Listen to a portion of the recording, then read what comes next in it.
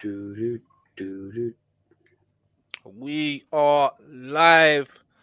Back again with another live stream, people. Gooners Therapy. Don't forget to hit that like, subscribe if you're not subscribed. Get in the comments, get involved, people. And yeah, Christmas is over, coming up to New Year's now. Positive Dan, my guy. What you saying, my bro? Dan, let them know about the intro first because I love that intro. Just let them know Oh why there's yeah, no the intro intro. We today. ain't played the intro today, guys, because the actual beat, me and my brother made that beat. My brother's put it on some site, so anytime that beat's played, it goes on a copyright thing. So we're just sorting that all out basically. So that will be back because we know we love that intro, man. Infamous stuff. But yeah, that will be back soon, people. Because we've just recently been monetized only about a week ago. So yeah, I mean this stream wouldn't be able to be monetized with that. So it's a technical issue. We're working on it, and hopefully we get the tune back. But yeah, I'm feeling good, Dan. I had a good Christmas. Good time with family. Arsenal top of the Premier League, top of the Champions League, and now ready to get into the new year. Some massive games coming up, starting with, of course, tomorrow, Aston Villa at home, followed by Bournemouth away, who are not doing so well, and then, of course, Liverpool in the 8th. Hmm. So big games for Arsenal. Manchester City, we've got a chance to extend our lead to Oh 5 points because they don't play. Man City don't play until Thursday, do they? The Sunderland away, which won't Yeah, I be an believe easy so. game Yeah, either. So yeah, um, I'm feeling good. I'm feeling positive, and we'll see how we feel tomorrow because this is a massive game. What I no will pun say about intended. Arsenal this year, this season, as well as we've done, we have not really won a big game. I know we beat Spurs in the league, which is always a big game for us, but they're not doing so well. Any of the top sides we've come up against, we lost to Liverpool, we drew with City, we drew with Chelsea, and of course we lost to Aston Villa. So I'm hoping we can put that right tomorrow with a big statement win. I think if we beat Aston Villa tomorrow, that puts them out of it. For me, if we go six ahead of them, I don't see them catching us. I wouldn't say the same about City, of course, because they've proved time and time again what they can do. Hmm. So yeah, I think it's a humongous game tomorrow. Massive. Jez, what you saying, my brother? YouTube legend, my guy. How you feeling, man? How was Christmas and all of that? How you feeling about the team? well, it's going to be an interesting night tomorrow night, isn't it? We've got to get it over the line. Look, it's history of Arsenal, and I'm not just talking about Arteta. Right, Arsenal like to fall apart at Christmas. We've done it with under managers before, Wenger, Terry Neal. So yeah, we just got to get it over the line and get past it. We got a tough fixture list coming up, and we're going to see what this team is really all about, and whether Mikel can actually get the team ready and go for it. Because what I don't want to see, guys, is Mikel doing stupid nonsense like he did the other day, um, risking a partly injured player who breaks down in the warm up and then he has to change the team just before the start of the game. I don't want to see any of this anymore. Fed up with it. Um, when you actually analyse the amount of players he's injured, not he personally, but the amount of players that have gone through injuries at Arsenal, it's quite shocking, really. And It's I not good. question why. But that's open for discussion. Jason, what you saying, my brother? How you feeling? Big game tomorrow. Yeah, good. Just recovering from Christmas. I was away in Derbyshire for a few days. I only got back Saturday, so I didn't actually see the game.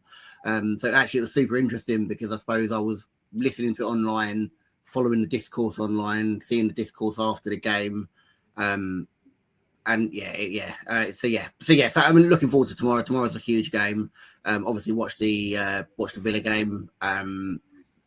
They did well. It's not going to be an easy game. But there's lots to get through, lots to unpack. I think Jez just touched on the issue in terms of injuries, and I'm sure we'll get to that a little bit later. But yeah, look, positive ahead of tomorrow. I'm positive going into every game. We're top of the league, and we're top of the league for a reason. So yes, I don't think you can go into games negative. I see people coming into games hoping for score draws and stuff like that, and I'm just like, nah. 2-3 years ago, I could absolutely understand that, but tomorrow's a game that we should be winning. We should be going into it expecting to win it, and I'm certainly going into it expecting to win it. And if we don't win it tomorrow, I'll be disappointed. All right, James, my brother, how you feeling? What's happening? No, good. Right, my opening gambit is this, right? Me and Jez, the old boys here, basically, I've been watching football a long time, played it a long time, is this. Every time people miss this out. Right, Villa won the last 10 games, 11 with all the cup games, everything, right? Arsenal could lose. Tomorrow is not a title decider. Get that through your heads, right? Because Villa, 3 points behind. City, 2 points behind. We could lose and still win the league. Villa could lose and still win the league. Man City could lose, still win the league. It's only halfway through the season. Right, on the positives is this. You should always look at what you can do and how strong you are. But I can't ignore the fact that tomorrow, no Matty Cash, no Kamara. That is massive for Villa, right? Positives, Arsenal. Magalhaes, the modern day Tony Adams, is back. He's back, right? Jesus is getting better and ready. I know we're going to go into Gyökeres and all that stuff. That's going to be a big debate later. The only one I want to ask you guys later on, that'll come up. Saka been off form for 5 games, yeah? It's not about one individual. Noni has been on form, scoring great goals. That's a debate. Who plays number 9? That's a debate. Who plays left wing? That's a debate. I'll always pick Trossard. He's football IQ. He's the best finisher in the club. He's the best at executing. If you look at all the games this season, he's been probably the best creator, better than any other attacking mid, better than anyone else. Other question, Nwaneri, does he get a look in? When it comes to the back, I don't think Calafiori's fit, a look in, James, let's be honest, he's not going out there against Villa. No way. We'll see. Let me just finish. Calafiori has been shocks people, everyone. He has been superb at left back, right? Now, I'll chuck this out. You can debate it later. Skelly was amazing last year, playing in the left back position. So good, such a high level of excellence that he was a permanent fixture in Arsenal and England at international level. Right. The debate there is: do you play Calafiori? Because, like just said, he got that injury. Is he fully fit? Blah blah blah. But this Nkape, I'll tell you what, if Timber's fit and plays right back, I don't think Ben White's back, Saliba and Gabriel Magalhaes in the middle, and left back, this Nkape, right, who was playing at left back for the German team at Invincible and won the league last year, Arsenal bought him for a left back, I'm telling you, and as a backup left-sided centre-half for Magalhaes. So my back four would be, if Calafiori, I don't think would be at fitness level of Nkape left back, Magalhaes, Saliba, and Timber at the back. I'm really positive. And James, we're going to get into the lineups. We're going to get into the lineups a bit later, yeah. But sorry. Let me bring Ryan in, man. How you feeling, my brother? You're looking a bit blurry over there. Can just about see you right now, my G. What's happening? Ryan? Frozen. He's frozen. He's frozen. Right, let me just bring this up on the screen, man. Ryan will come back in. Let me bring this up on the screen now. This is it doesn't look pretty. Our last results against Aston Villa. Obviously, we lost 2-1 to them at their ground. Last year at home, it was a 2-2 draw. We beat them away from home last season, won a 2-0 victory. But then again, at home that season, once again, we lost 2-0 to them. And then lost 1-0 to them. So our record over the last 5 games against Aston Villa is 1 win and 5 people. So it's not looking good, man. So no, Daniel, we're better now.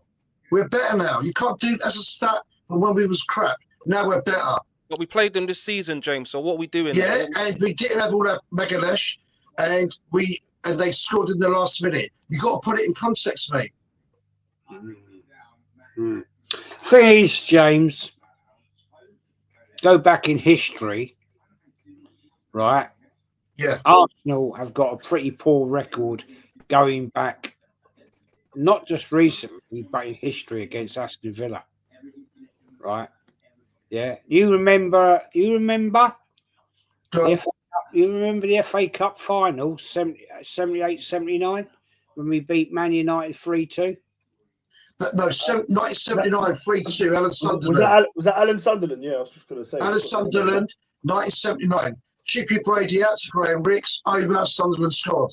No, Chippy Brady didn't score, mate. It was Brian. No, Chippy Brady passed it out onto the left wing for Graham Ricks, who crossed it over, and Alan Sunderland scored 3-2. Yeah, okay, fantastic. Do you remember the last game of the season we had to play? Vaguely. Was it Villa?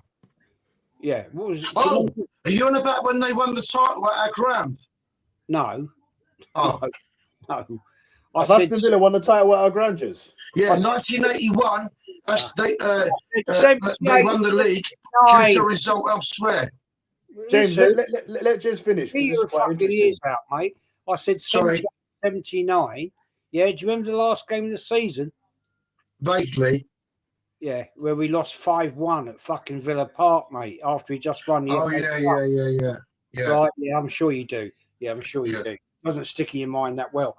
But the fact remains is, what I'm saying to you is, right, from 1978, right, when Villa were in and out of Division 1, the Premier League, we ain't got a good record. We ain't got a great record. So, what makes you so confident tomorrow that we're going to actually batter them? Right. As I said, Matty Cash ain't playing, their top fullback. Camara, a marauding, he's similar to that Morgan Rogers, right? Basically, in the last two games, despite negative tactics from Arteta, there was elements of free-flowing football, more creativity. Could have been 6-2 up in the first half. Yeah. In the last game, Trossard, he's back, twisting people up, brilliant brain. Saka's not playing well, but he's still doing stuff. I think he's been getting the assists. Our goalkeeper is world-class form. Magalesh back with Saliba. The defence looks good. Declan Rice is on fire. What assist did Saka give on the other day? Not in the last several games, Jess. Anyway, but Declan Rice is on fire. Zubimendi's back on form. Odegaard is on fire. Looking at all those factors, I can see us beating Villa and going on, and they're smashing up Bournemouth. What are you saying, Jason? How are you feeling? Are you feeling the same way that we can slap them up, or are you a bit cautious about this game? Because I've predicted that a win, but I'm not confident when I say that. But the only reason that I predicted a win, because I wasn't confident against Everton. Somehow we pulled over the line. Wasn't confident against Brighton. So I'm trying to be a little bit more positive. But if I'm being honest with you, I don't know what's going to happen tomorrow, man. I don't know. Look, I think for me, I think the way that Villa play, they're incredibly organised, and what we have seen over the course of the last few seasons is that we sometimes struggle against those sorts of sides. Villa come and they play with a very, very, very well organised mid block. They don't really press; they just kind of sit in that shape, and they ask you to ask questions of them. And if you haven't got the quality to do so, it makes for a long day because they're able to break. When they break with pace and with power through the middle of the park. With Rodgers, with Watkins, and they are very clinical in front of goal. So they don't need many chances to score goals. And that's, I think, one of the things about Unai Emery's sides. They're not necessarily the most attractive to watch, but when they do, they do well, and they do it effectively.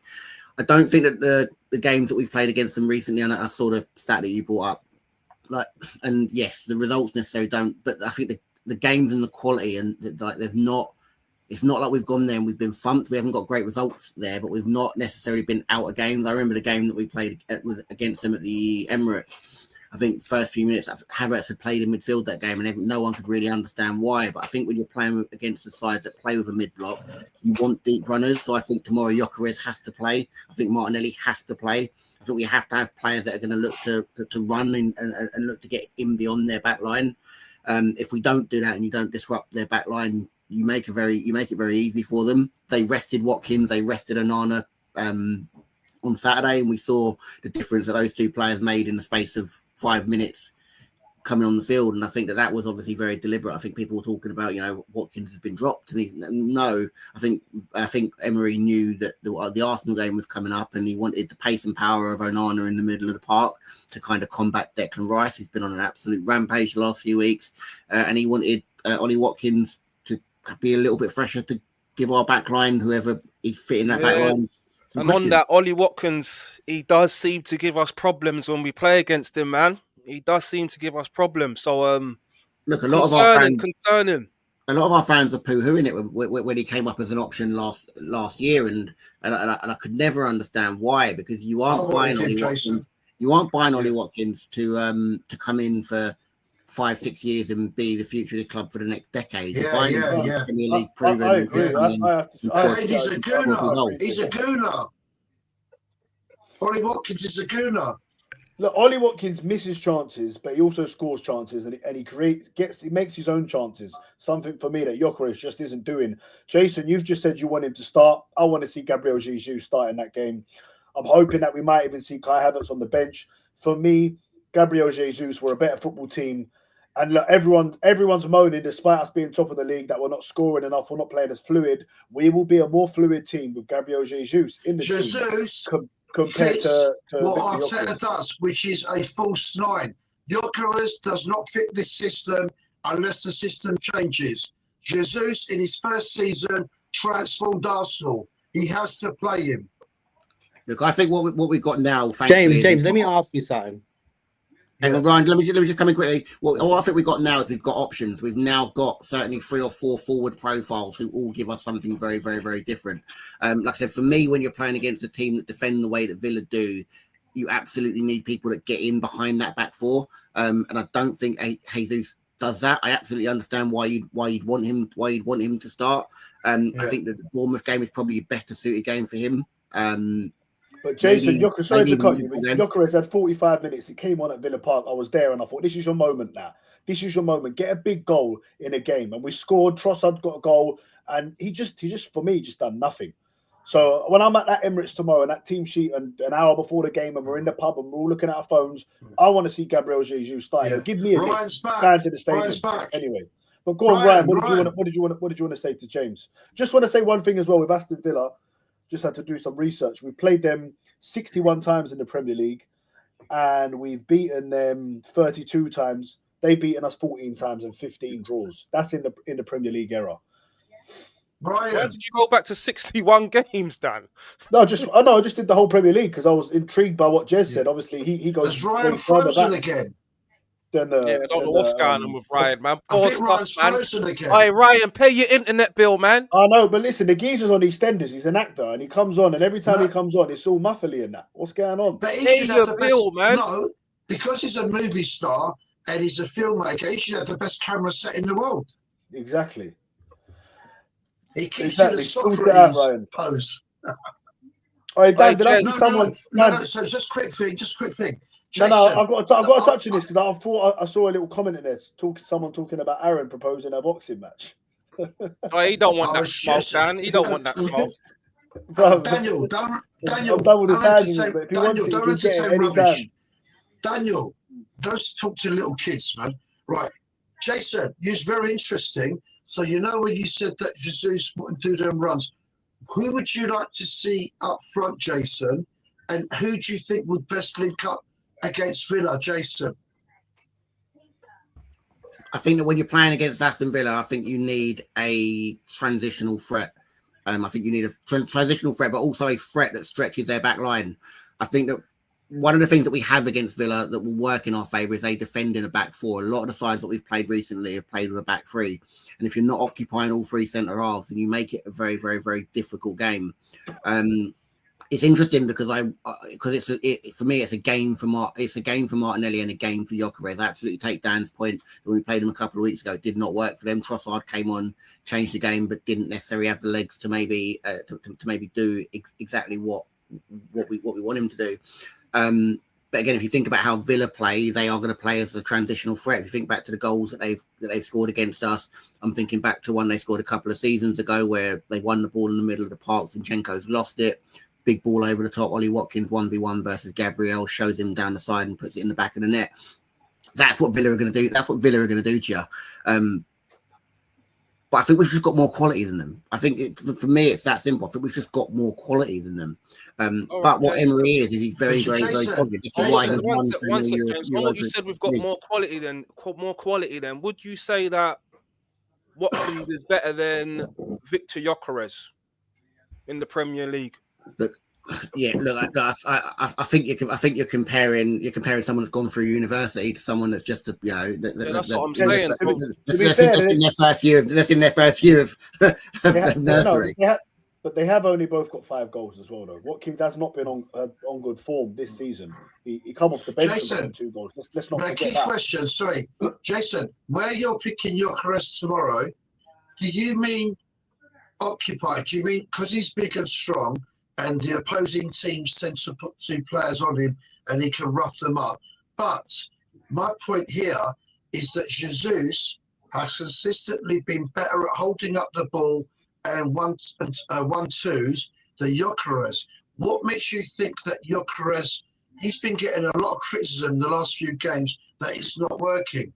What can you explain what you think about that, Jason? Yeah, look. For me, it's really simple. I think that when you are defending as a back line, what you do not want to be doing is running towards your own goal. Gyökeres, whether we like him or not, and the things that he makes defenders run towards their own goal. Marino doesn't do it, but he does other things. He drops in and he creates space and he allows other players to go in. Jesus doesn't really do it, and Havertz doesn't really do it. Not from a centre forward position.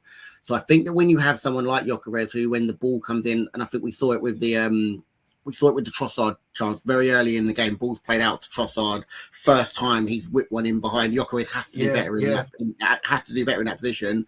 But Jesus isn't making that run early. Havertz isn't making that run early. Marino isn't making that run early. The idea that you kind of get in, and that's what you have to do with Villa behind. And I think Chelsea were able to do it very well, very effectively. They had a good chance where, again, same sort of thing. Balls played out to Pedro Neto, whipped in ball first time, just in behind the back 4, and you get forward runners. I don't think that whilst we have other qualities that Jesus, that Havertz, and that Marino bring when they play up front, stretching defensive lines is not one of them. And I think when you're playing Villa, you absolutely have to stretch their defensive line. What we've done this season is scored a lot of own goals. I think Villa are the sort of side, particularly with players like Tyrone Mings in the back line, who if you put dangerous balls and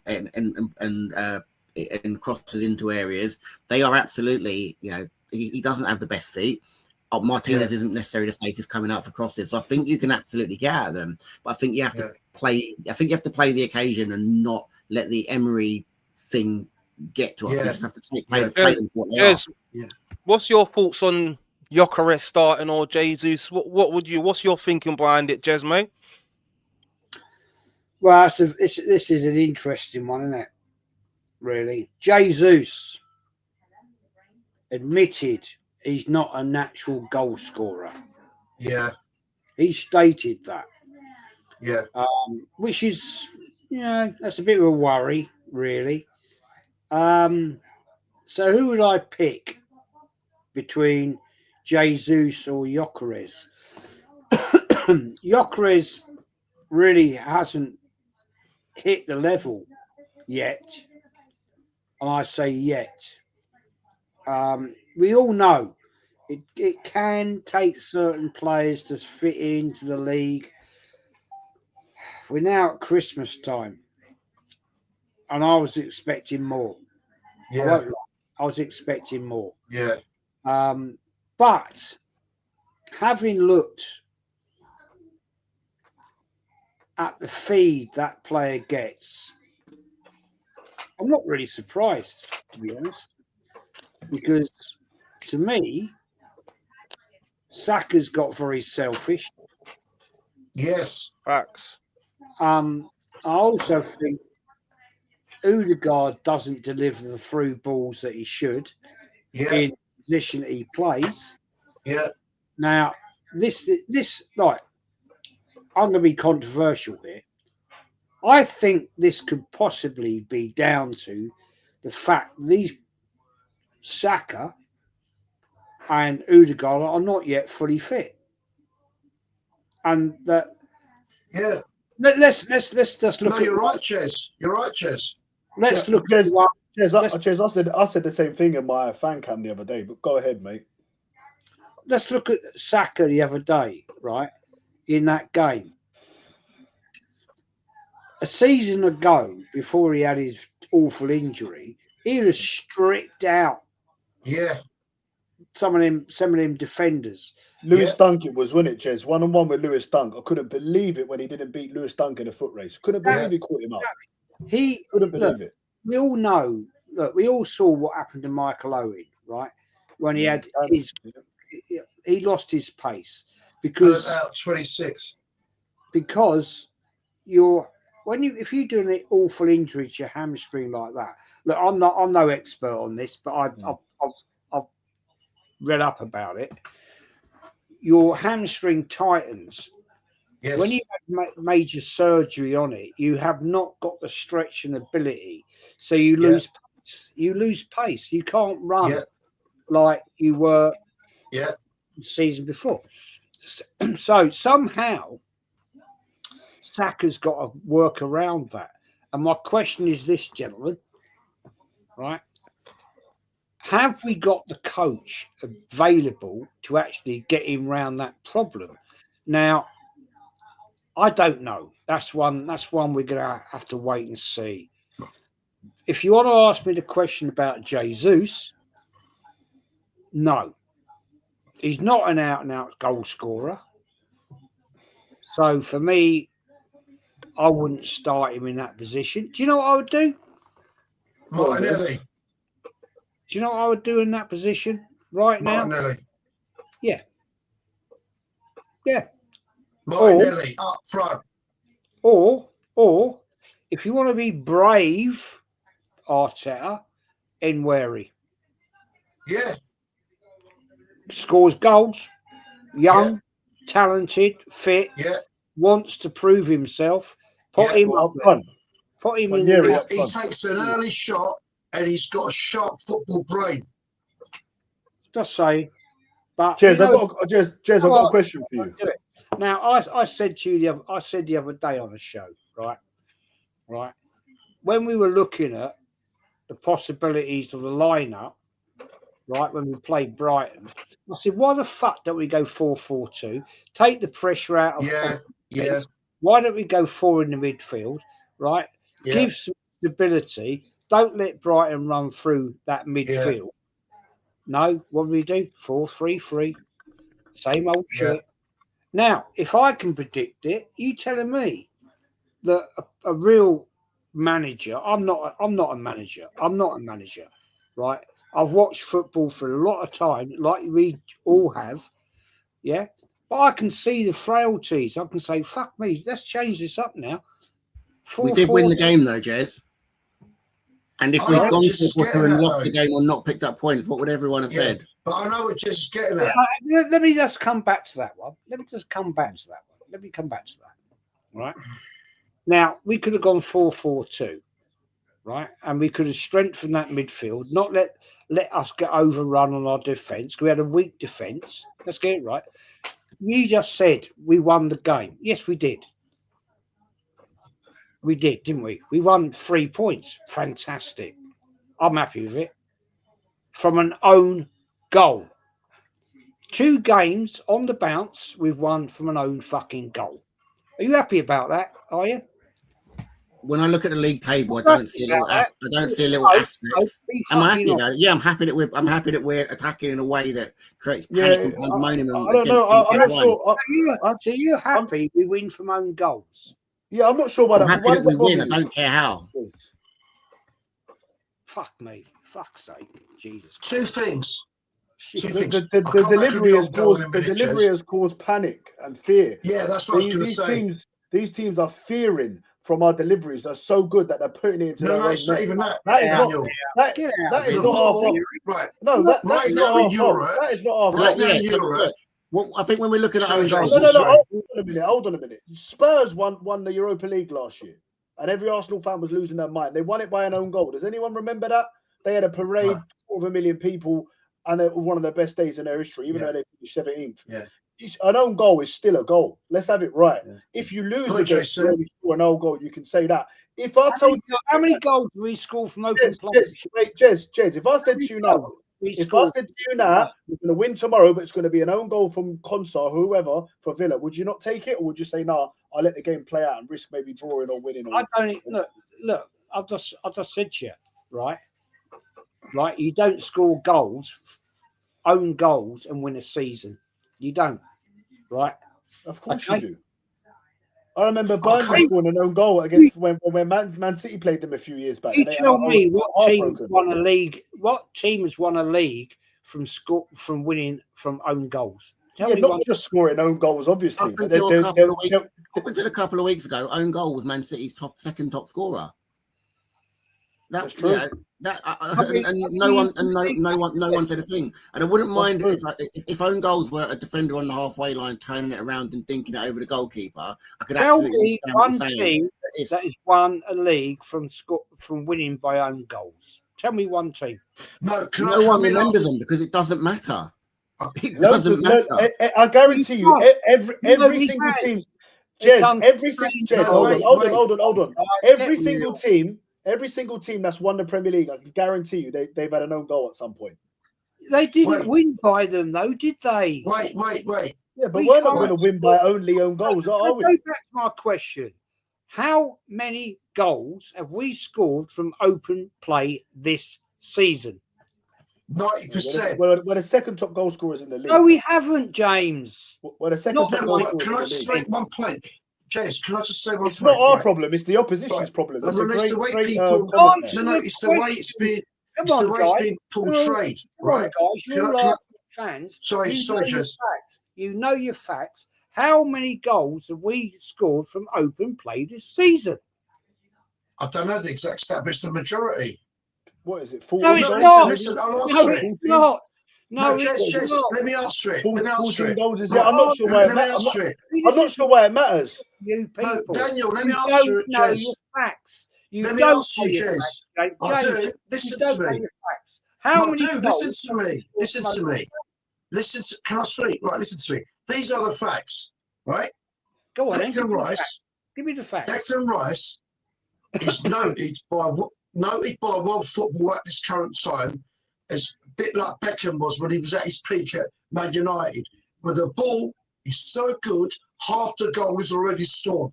Hence, the other day, when he put the ball right from a corner, right on the net, on free kicks, he puts it in a position where anyone can touch it. Even the opposing player is so pressurised by the Arsenal attack. Wait, let me finish. Let me finish. I'm answering you. I'm answering you, Jez. I'm answering you. He puts the ball in such a position. Yeah, but all the other ones ain't own goals, Jez, are they? Also, all this about we are free kick kings. They are attackers, which everyone keeps slagging off. Attack, they get chopped down, free kick. You get a free kick because you're attacking and they're chopping you to stop you. Saka's corner, the other game, even though he's been off form, he put it between the stanchion, so much pressure, the keeper and everyone, it's a goal. When you say own goals like, oh, someone kicks it off someone and it goes in. No, these are different types of own goals. And the majority of goals scored this season by Arsenal Football Club have not been own goals. It's been, 3 or 4. Have you Googled it yet? I don't need to. Give me the answer. James, off the top of my head, I think it's about 14, isn't it? Because we've scored maybe 2 or 3 penalties. I don't know. Did they even count as set pieces? We scored quite a lot from corners. I can only remember 3 own goals. No, 2 I'm against talking Wolves. from open play. I'm not saying. I'm not. Yeah, so open play. What is it? I think we scored 30 goals. How many are from open play? I'd imagine about 19. So even more than. So 19. You don't know it, and you're an Arsenal fan. You don't know. Jez, I'm not fussed. I've seen it, read it once. It goes in my head and out. I'm not fussed about how many goals we scored from open play at this moment in time. You're an Arsenal fan. Jez, I'm not being funny. Jez, if the Premier League, if on game week 38, Are you going to look, if we're 1 point clear of Man City and we win the league, are you going to look and go, oh, but you know what? We scored only this many goals from open play. You know, Man City scored more goals from open play. That don't win you the trophy, does it? So on game week 38, if we win the Premier League, are you going to turn around and go, you know what? I'm not going to have my glass of wine tonight. I'm not going to celebrate because we scored the most goals from set pieces. Didn't say that, did I? Exactly. So this is what I'm saying right now. Yeah, or if we win it by 2 goals scored more, no, we're going to say no title for us because it's own goals. Like, you sit there waxing fucking lyrical, right? That you all this mouth about Arsenal, right? And you don't know your facts. Because at the end of the day, I don't give a shit whether we score right from corners, free kicks, open play. I asked you a question, and you didn't. None of you knew the answer. So But you Jez, should know Jez, the answer. yeah, but You Jez, know, Jez, come on. You go no, Jez. every week. You go every week, home and away. You go to Newcastle, right? You go to Old Trafford, right? Yeah. Giving it all the big large. Yeah, I've done it for fucking years, right? But you can't tell me basic facts. But The Jez, fact it's is only we're for- top of the Jez, league. hold top on, of the Champions League. Jason, let me finish. No, shut up. Sorry, that's rude. That is rude. Thank you. That's rude. That is rude. I apologise. You sit It's there, all good, bro. right, you're sitting there with your shirt on, right, with that club badge on, and you can't tell me the facts about this club. You can't tell me. Jez, sorry, you're being Jez. harsh, mate, because he James, doesn't know no, exactly how many own James, goals. James, Come on, let me ask Jez. you. James, 2 weeks ago, you said we hadn't beat Everton until 2007. From the last time we beat them was 2017, and I corrected you and said, "No, why not Goodison Park? It was 23, Exactly. 24." So, do you know what I mean? It happens. Like, not everyone's going to know an exact stat like This that. I season, don't know though, where. I don't know where you've seen it, but you've seen it somewhere and remembered it. This season, this season, man. The main point, Jez, Yeah, but few you know, own goals, when I hear that the from people, majority of the goals are scored from open play. I think It's what it is, irrelevant, yeah. mate. I think what he's alluding to is I that know what Jason's we getting haven't at, been open scoring play. goals from open play, which is Yeah. we have been scoring goals, but there's been a lot of goals from set pieces and own goals, and it comes Yeah. back to Yeah. the buzzword. What's going on right now is sustainability. Can we keep Yeah. going? Are we going to win a title like this if we're not playing through the football and we're not Yeah. scoring And I from know just open also, play? Daniel, I know Say what that again? Jason's on about. In the last game, there was chances to score 5 to 6 goals in the first half in a lot of the previous games, and the execution has been appalling. So I know exactly what Jez is saying.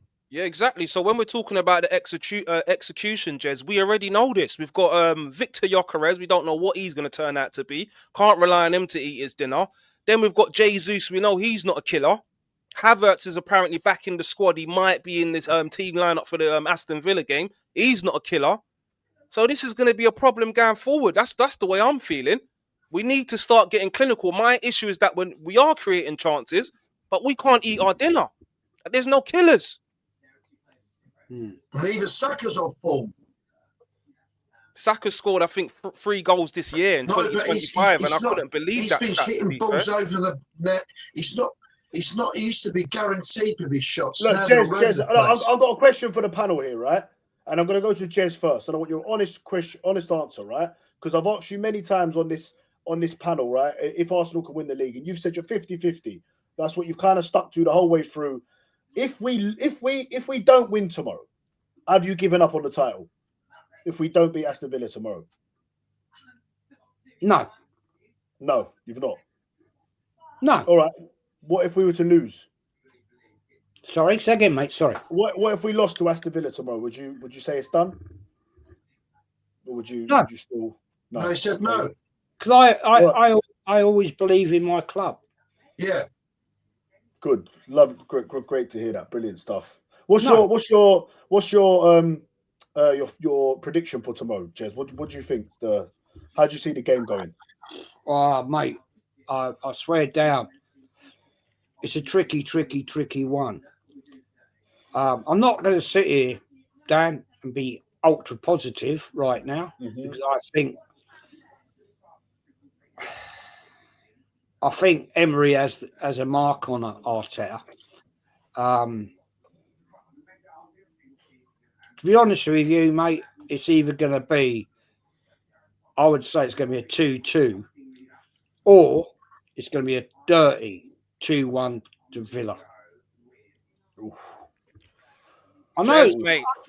look, I know that's a horrible thing to say, and as a realist, you asked me the question. I never give up on my team. I never give up on them, right? Yeah, I love that. Never have, never will.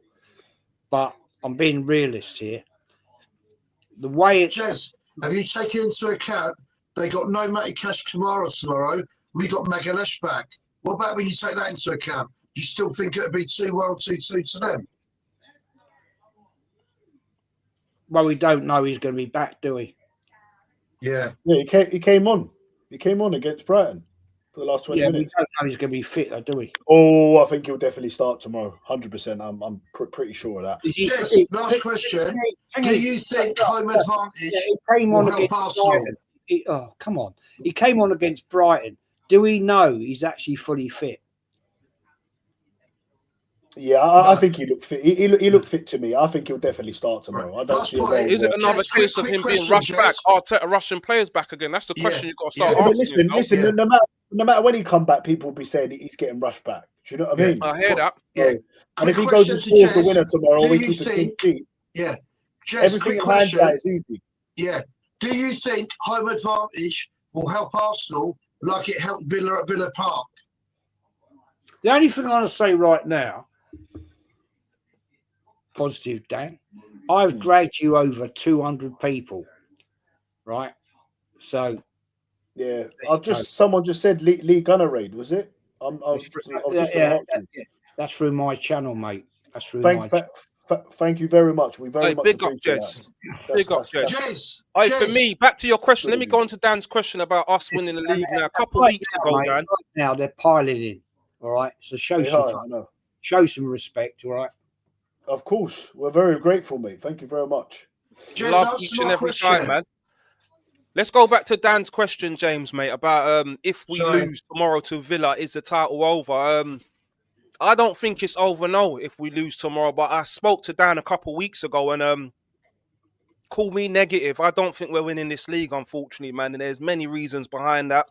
One of them is I saw something the other day. Of all the title-winning sides that you've seen, there's always a killer in there, a player that's going to get you 20 goals that season, a difference maker. I don't think we've got that in this Arsenal squad.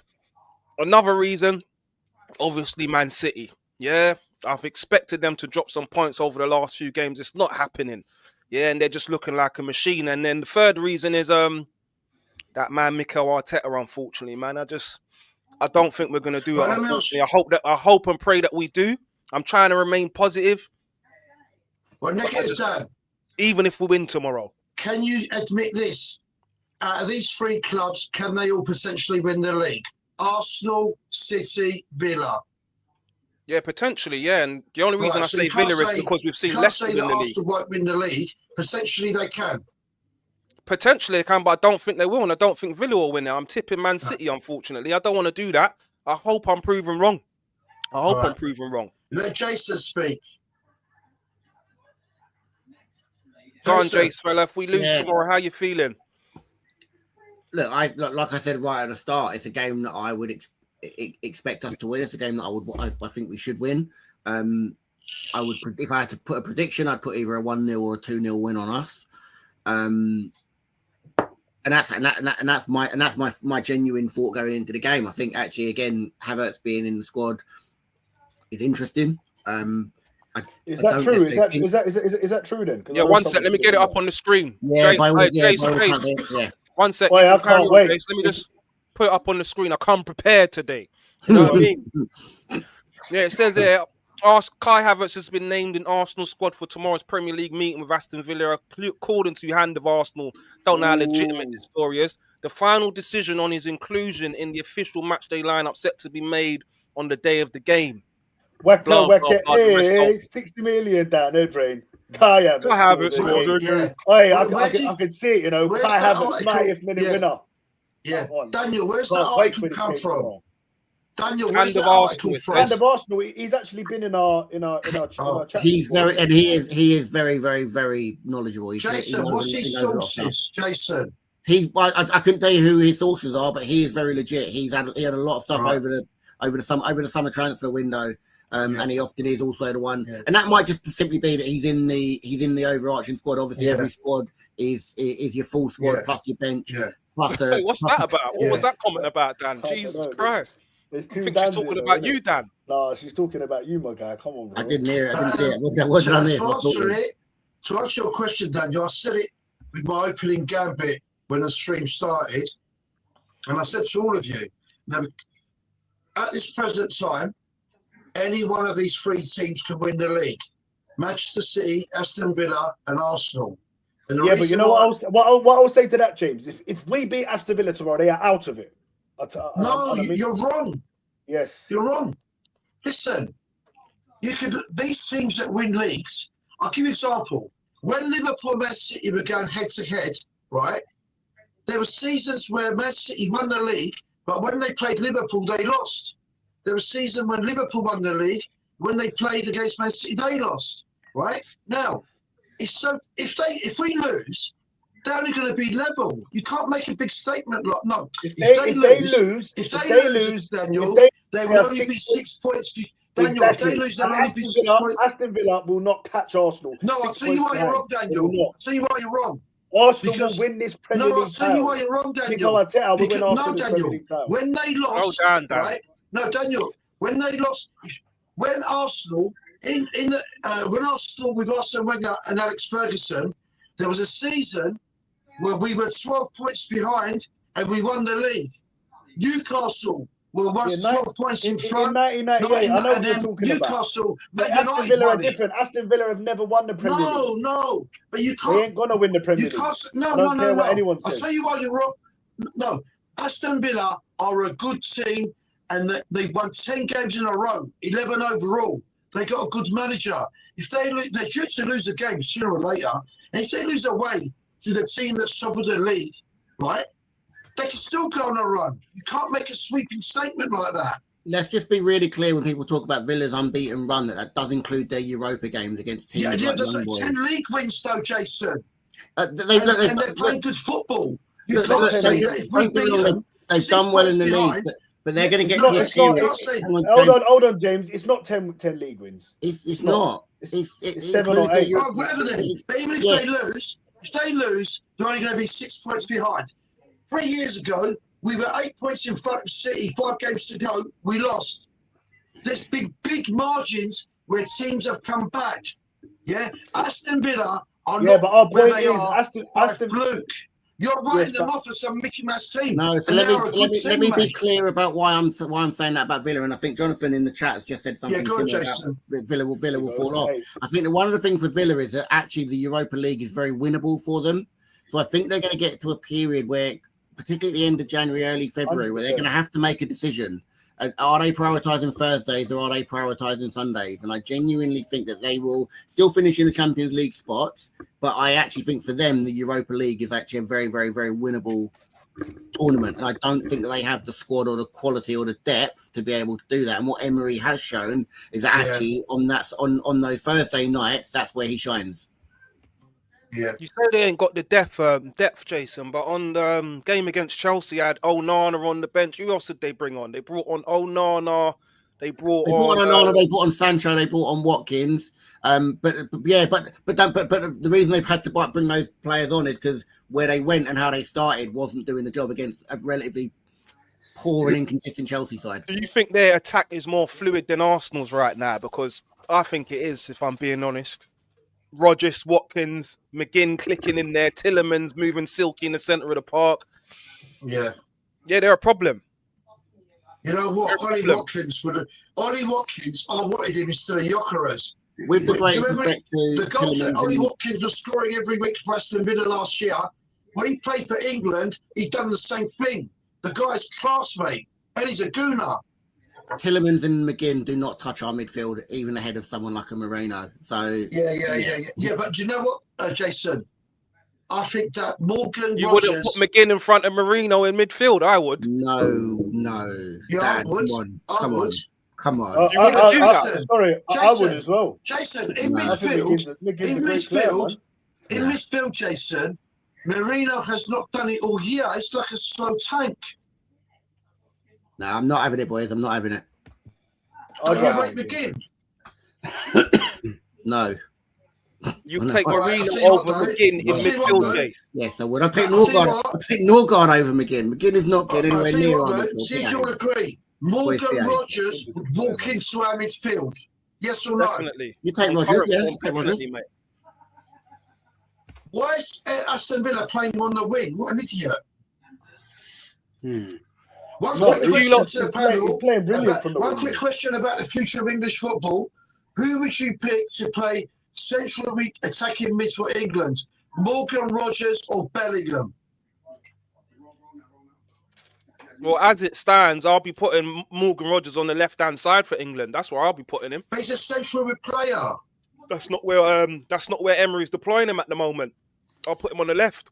That's what I'll do.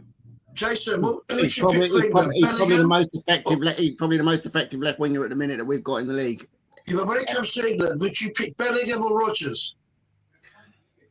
I Bellingham. personally am Bellingham not sure all day what long.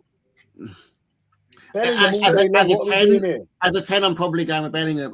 But Of course. my thing with Bellingham is I'm not sure I've ever really seen enough from him that makes me think this guy is what everyone says that he is. I'm not really sure. I think Bellingham's Not a bit, what- it's gone to his head, whereas Rogers is more Man, stabilised. are we watching? Like, is everyone watching La Liga week in week out? Because I'm sure he's scoring big goals and he's still doing his thing. Yeah, Bellingham. but Spanish That's football what I would is say. I different. would say that he Bellingham does. is come on, man. Like Rogers is having a good purple patch now, and he looks like a very, very good player. No, One of the best in the league right now. Rogers is one of the best players in the world. Easy.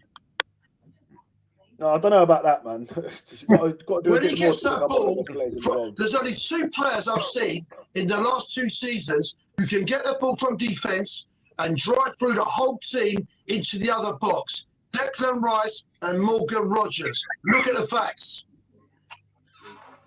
Exactly. Look what Jonathan just says. You know, he's at Real Madrid, man. Let's not forget. People forget, man. Let's not forget what Bellingham's done. But let's move on. Let's come back to Arsenal. I want to come to you, Dan, on this because we do this quite a lot. We'll just do the next 3 games.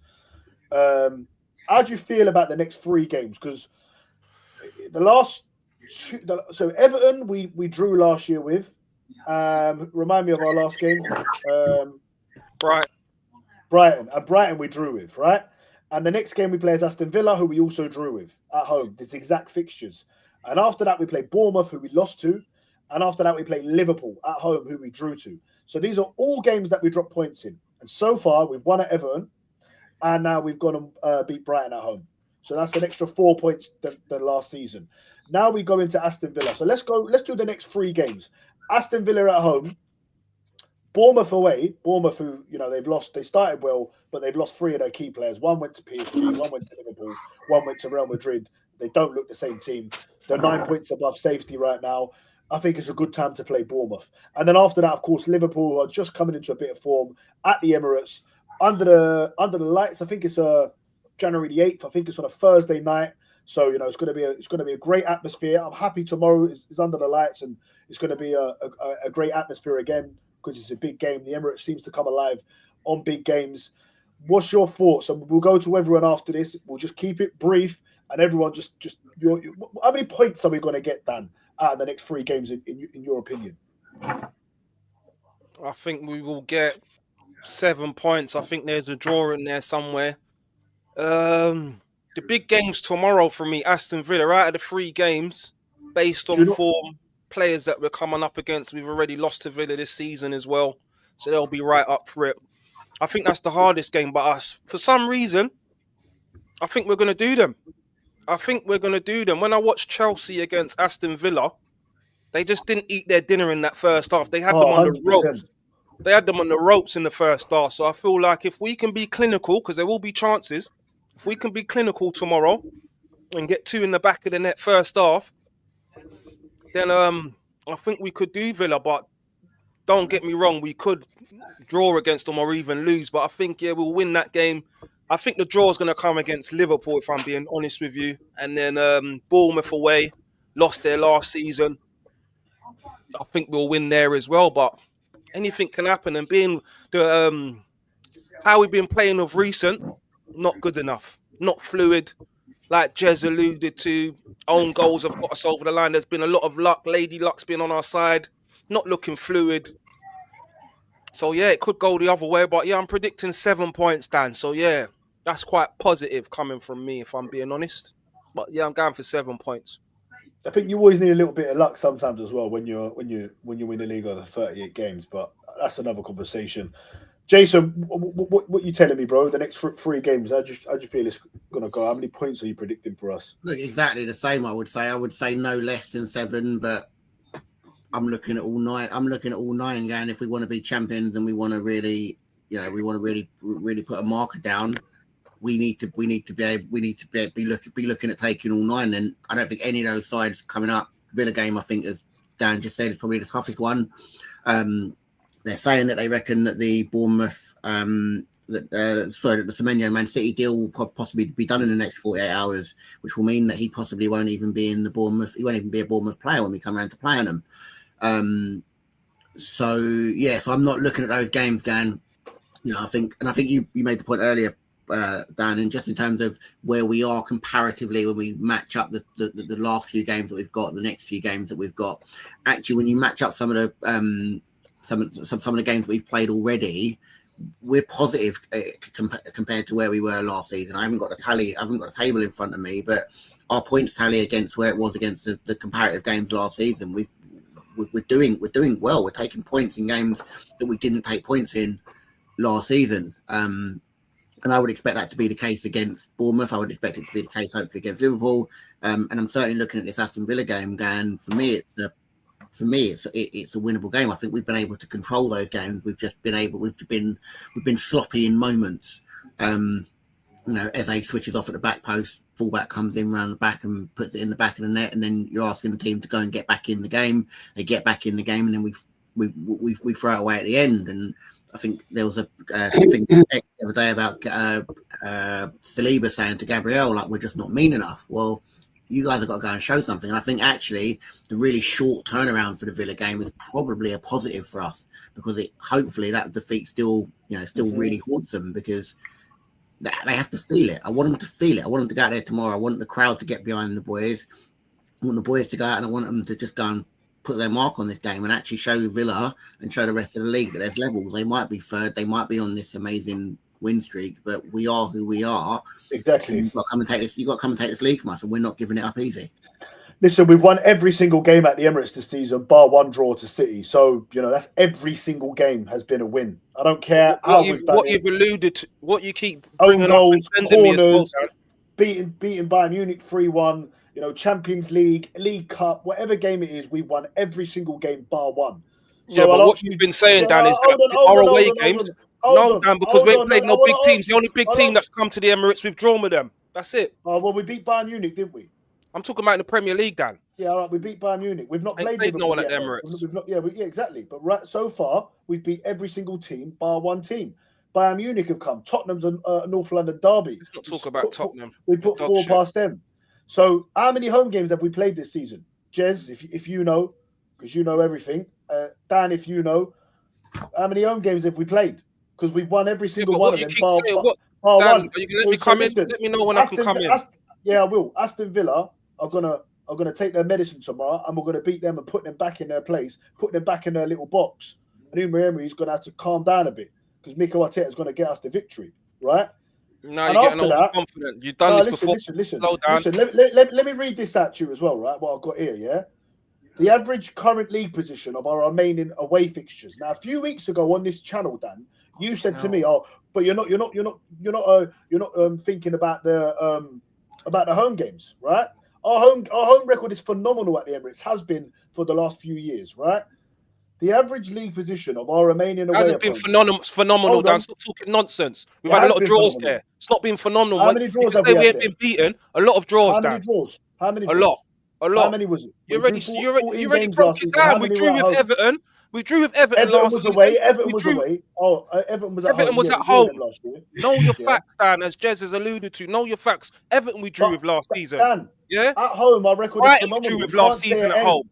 Can I carry on? Brighton we drew with at home last season. Chelsea we drew with at home last season. Liverpool we drew with at home last season. Bournemouth beat us at home. Stop talking nonsense. Stop it. Oh, and then that's it. And let's go. What do you mean Let's that's it? go There's to the more. let's That's let's just go off to the the top of my head. let's go to the It's not 2 years before phenomenal. that. Let's go to the 2 years before that. We do have a phenomenal It's home record. And phenomenal. anyway, like Jez said, forget last season. We're talking about this season. We're a totally different team now. Yeah, right. We're a totally different team. We just spent 300 million in the summer. We've still got injuries, but we're dealing with it. Right. This season, how many games have we played at home? No one still ain't answered the question. 9. Leeds, Nottingham We Forest. played 9 games at home. At home. Well, what about in all competitions? How many we played? Dan, I already said.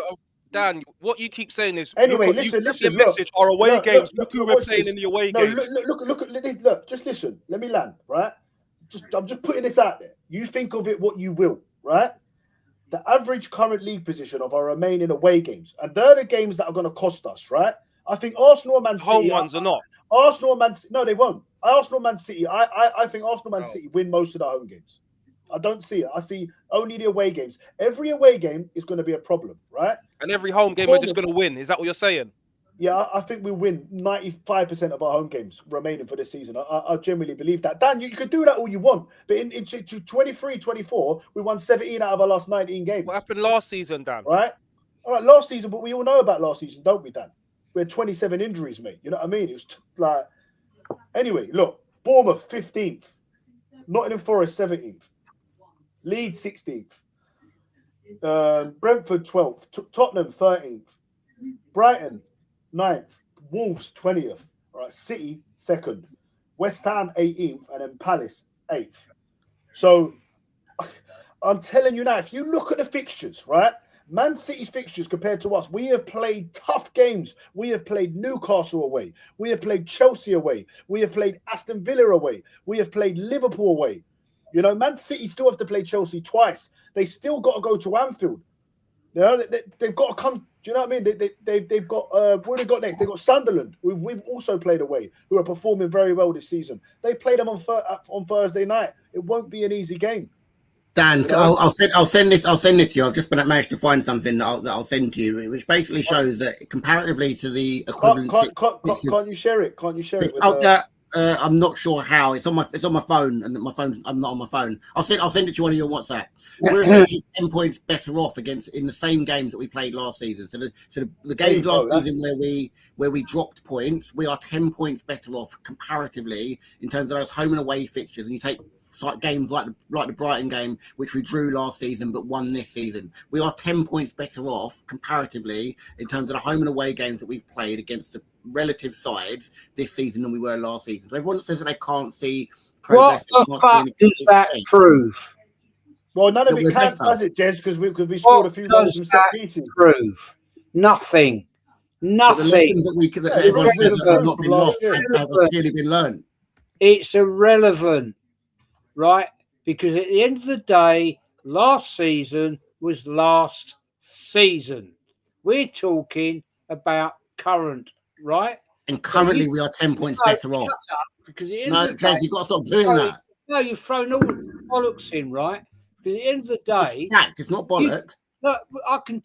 We could talk about 6 years ago. But you said last season ain't important, so 6 years ain't important. Right. Let's go and talk about Arteta's first season, shall we? Wait, that's funny. Is that relevant to now? Is that relevant? No, but I think last season and 8 years ago or 6 years ago was a bit different. Man, be realistic, right? You're talking about stuff that is not relevant because last season was last season, right? So it's not relevant now, is it? You say that, Jez, but you're the first one to say, "Oh, Arsenal at Christmas come down like the Christmas decorations." Come on, mate. I didn't say that. I didn't say that. But that is a good point, though. You did say that every year we crumble at this. I never said that. No, Jez, you always say that Arsenal are top around this time, and all these years. Yeah, you said not even. You said it's not even. They go and lose. You did say that. If you go back in the stream, Jez, you said it. So you can't have it both ways, Jez. Hang on a minute, mate. Hang on a minute. That's bollocks. What I said. Look at what you said. What I said was we've been here so many times before. Yeah, that's what you said. Can I finish? Yeah, go on. Should I mute him? Should I mute him, Jez? I'm shutting up. No, kick him out. What I No, said oi. was, will you Mate, shut as you love fuck me. up? Will you shut up and let me Alright. finish? Because at the end of Go the day, what I said was, we've been here so many times before with this manager, right? And we've been there before with Arsenal, and you make yourself out be the big Arsenal fan from from I don't glory. have to make out. I am, mate. Right, good enough. Good enough. It's in my DNA. You don't shut up, do you? Go on. Shall I take another breath before you actually No, leave? go on, Jez. I'll shut up. Sorry, Jez. Yeah, well, good. Because at the end of the day, what I said, my comment was, we've been here before so many times at Christmas, right? And it's not just with Arteta. We've done it with Wenger, and we did it. If you remember, James, Yeah. right? Do you remember when we were fourth in the league under Terry Neal? Yes. Do you remember that? Yeah. Do you remember that? Yeah. Yeah. What happened? What happened that season, mate? Where did we end up? He can't. Terry Neal was never a league manager. He was a cup manager. Don't waffle. Where did we end up that season? I can't remember, mate. It was ages ago. I have a question. The question I have is, if we're going to say that last season was irrelevant, how are we going back to Terry O'Neill days and saying that that's relevant, but last season isn't? Hang on, mate. Hang on. I'm making a comparison here, right? Because at the end of the day, you're talking about last season before. I'm making the comparison. Right? Sorry, I just wanted to get Dan eating his burger. Basically, you're talking about history. It don't matter. It don't matter, does it? Right? Yeah, but don't you think that's contradictory? No. Why? Why is it contradictory? Because you're talking about we always crumble like at this time of year, going back to like George Graham, and you even said Terry Neal and all these people. Oh, we have. We're talking about last season as well, which is just the season gone, saying that we've done better in the corresponding fixtures. Did we? That's all we're saying. Yeah. Did we? Yeah, that's the stat he's come up with. We've got 10 points more from the games this time. All these games we played last season, we got 10 points less. I think that's quite a good stat, to be fair. Really? Okay, whatever. I do. I think it's quite interesting, to be fair. Listen, guys, smash those likes for us, man. Yeah. 279 watching thing and 24 likes. What is going on? There's one big thing that we have to keep saying. The one big reason why you can't compare it to the previous seasons with Arteta is because this year's squad under Berta is much more better. You have to take that into account. I'll answer about the next 3 games. I think if Arteta doesn't bottle it and play negative tactics away to Bournemouth and when we play Liverpool at home, like when he played Man City at home and bottled it, right? We played 3 games, right? I think, like Jason said, we could get all 9 points. Against Villa, I'm positive, like I said at the start of this stream, they got no Matty Cash on the best right backs, no Kamara. We got Magalhaes back, Trossard's back. The team have been playing a bit more flowing football.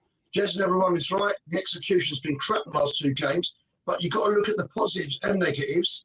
In the last game, there was at least 5 to 6 chances that should have been executed in the first half. And in the other games, they are getting better. There's more one touch. But Jez is right.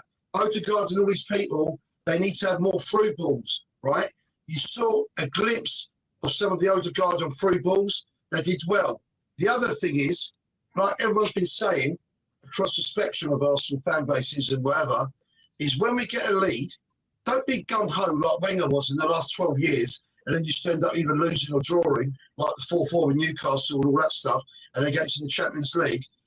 When you're 1 or 2 up and you've got such a good defence and they can't even get a shot on goal, mate, start putting a few more goals in so the game's dead, finished. Not let's wait till the fucking last minute like we did at Villa Park, they get a goal. Or against Palace in the Cup, last minute, they get a fucking goal.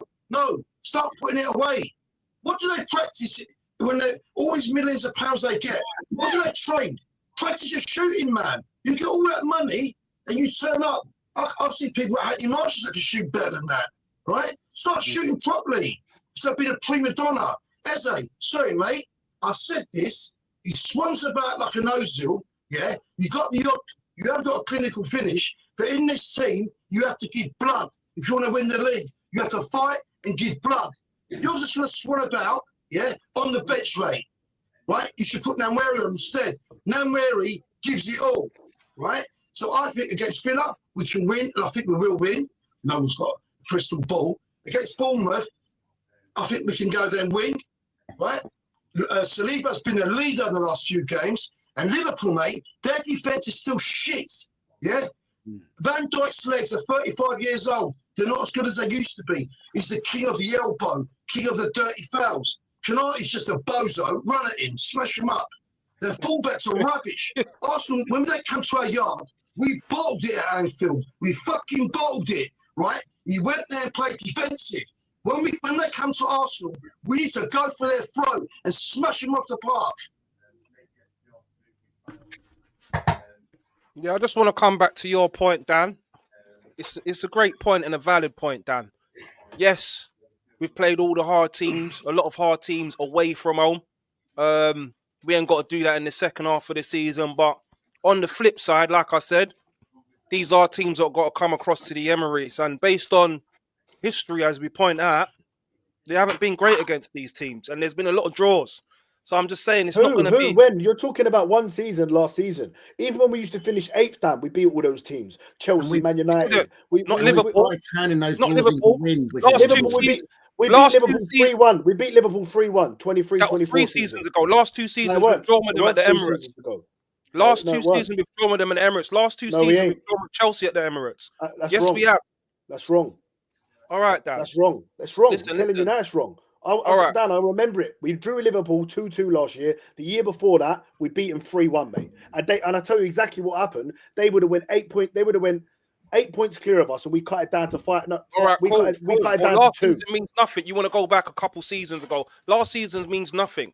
The way that you keep talking, Dan, is that I'm saying, Dan, our home record, Arsenal at home, all these teams are going to come are great at home. There's no, I don't know how you're disputing that. Real Madrid get it, Bayern Munich get it, Tottenham get it, Man United get it. Like everyone gets it at home. Based on what, Dan? We beat Man City 5-1. Did we beat Man United at home last season as well? Did we beat Man United at home last season? I believe we did, yeah.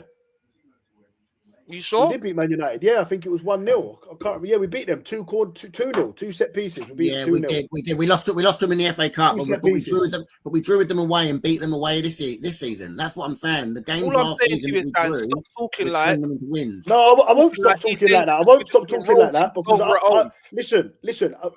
Look. We've got how many home games left, right? I think there's about 11 home games. I expect us to win 10 out of 11 home games. Simple as that. It's only the away games. 10 out of 11, yeah? Yes. I see us beating everyone at home. Maybe even 11 out of 11. There might be a draw in there somewhere. We've scraped past Brighton, scraped past Wolves, but somehow, some way, we're just going to just roll everyone over at home. Listen, scrape pass or not, we got the 3 points, we won the game. Simple as that. Yeah, but Dan, you're saying that we're straight, but then you're saying we're going to beat Villa. Say that again. I've got a funny feeling that we are. Negative, Dan. No, but explain. It's not a feeling. It's got to be based on facts. I agree. It's not based on facts. The only fact it's based on, James, is that Lady Luck's on our side. With you that we've been scraping it last 5 games. Yes. So what makes you think we're going to beat Villa then? All right, let me land in, James. The reason why is because I went away at Everton. I thought we was going to draw. We won. Yeah. I thought we might draw against Brighton. We won, surprisingly. Do you understand? So now I'm looking at it as like, raw. Maybe I am being a bit negative. So when we come to Aston Villa, I'm trying to be a bit more positive because Lady Luck seems to be on our side. Concer's going to score her own goal. That's what it's looking Villa like. Villa are a monster. Say that again. Villa is a monster. Yeah, I know. What's your point? If you're thinking we just scrapes it, when we play a team like a monster, your expected prediction would be that we would lose. I'm not saying that's going to happen, James. I'm saying I've got a funny feeling we're going to do them. We might not. All right, boys. I want to move on to this. Yeah, big up AJ the Ward. Thank you for your comment. Yeah, he's saying they're arguing about Ethan Wanyeri, right? And for me, this whole Ethan Wanyeri thing, right? He's 18 years old. Is he 18 or 19? I think he's 18 years He's old. 18. Right? He's going to be And 19. he's 18 years old, and he was really good when he come in when Saka was injured, and he had a few good moments, and we all got a bit excited, right? And then people seem to forget that he did carry on playing after that, and he had some stinkers, which is normal because he's 18 years old. I remember Phil Foden under Pep Guardiola, and players were saying, "Oh, he needs to get loaned out. He'd play every now and then. He'd come in, and then he wouldn't play for 5 or 10 games." And they were always talking about where he's English, poster boy, and all of that. And he stayed, and he waited and waited. And we all know Foden now. He was Premier League Player of the Year, not last year, the season before that. He's on fire again this season. Ethan Nwaneri is just going to have to wait a little bit. As simple as that. You're 18 years old. He ain't just No. Let me He's been finish, sent James. to Siberia. James, Sent let me to finish. Siberia. He ain't been sent to Siberia. What you going on about, bro? He ain't been He's sent in nowhere. exile. No, he's not, bro. He's there training with the team. He comes on every now and Last then. He year, plays in the league. Nwaneri did not just help we Arsenal. need He saved experience. Arsenal's arse. No, he didn't. Yes, he did. Scored, 8 how games did he? with Saka How was did he? out, and He he was scored one goal. smashing it. He weren't smashing it. He weren't smashing it. He had a few good games, a few good cameos. No, and after man, that, he was had wicked. No, people, listen, people's memories are just, trust me, people get this thing in their head. What do they call it? When you remember things better or whatever. Trust me. Like, he's a good player. I think he drops him the same way he drops Eze. He's not dropped him. He was never starting in the team anyway. Dropped him.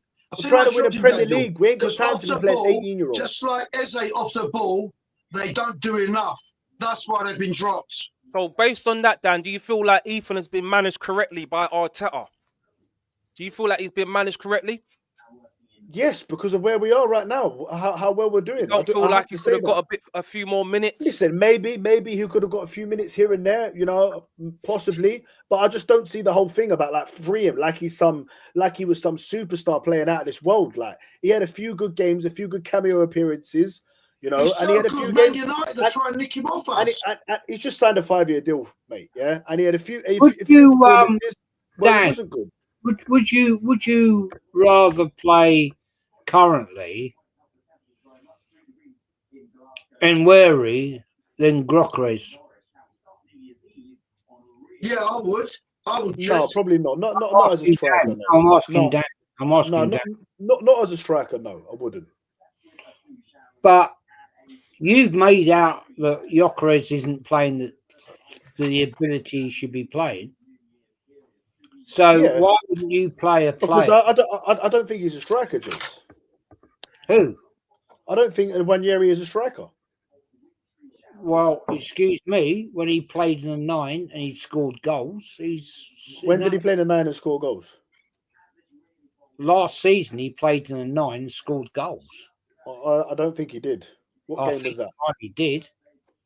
Does anyone else remember him playing up front scoring goals? He played a lot on the right wing. Well, what they did a bit, though, they did a bit, Jez,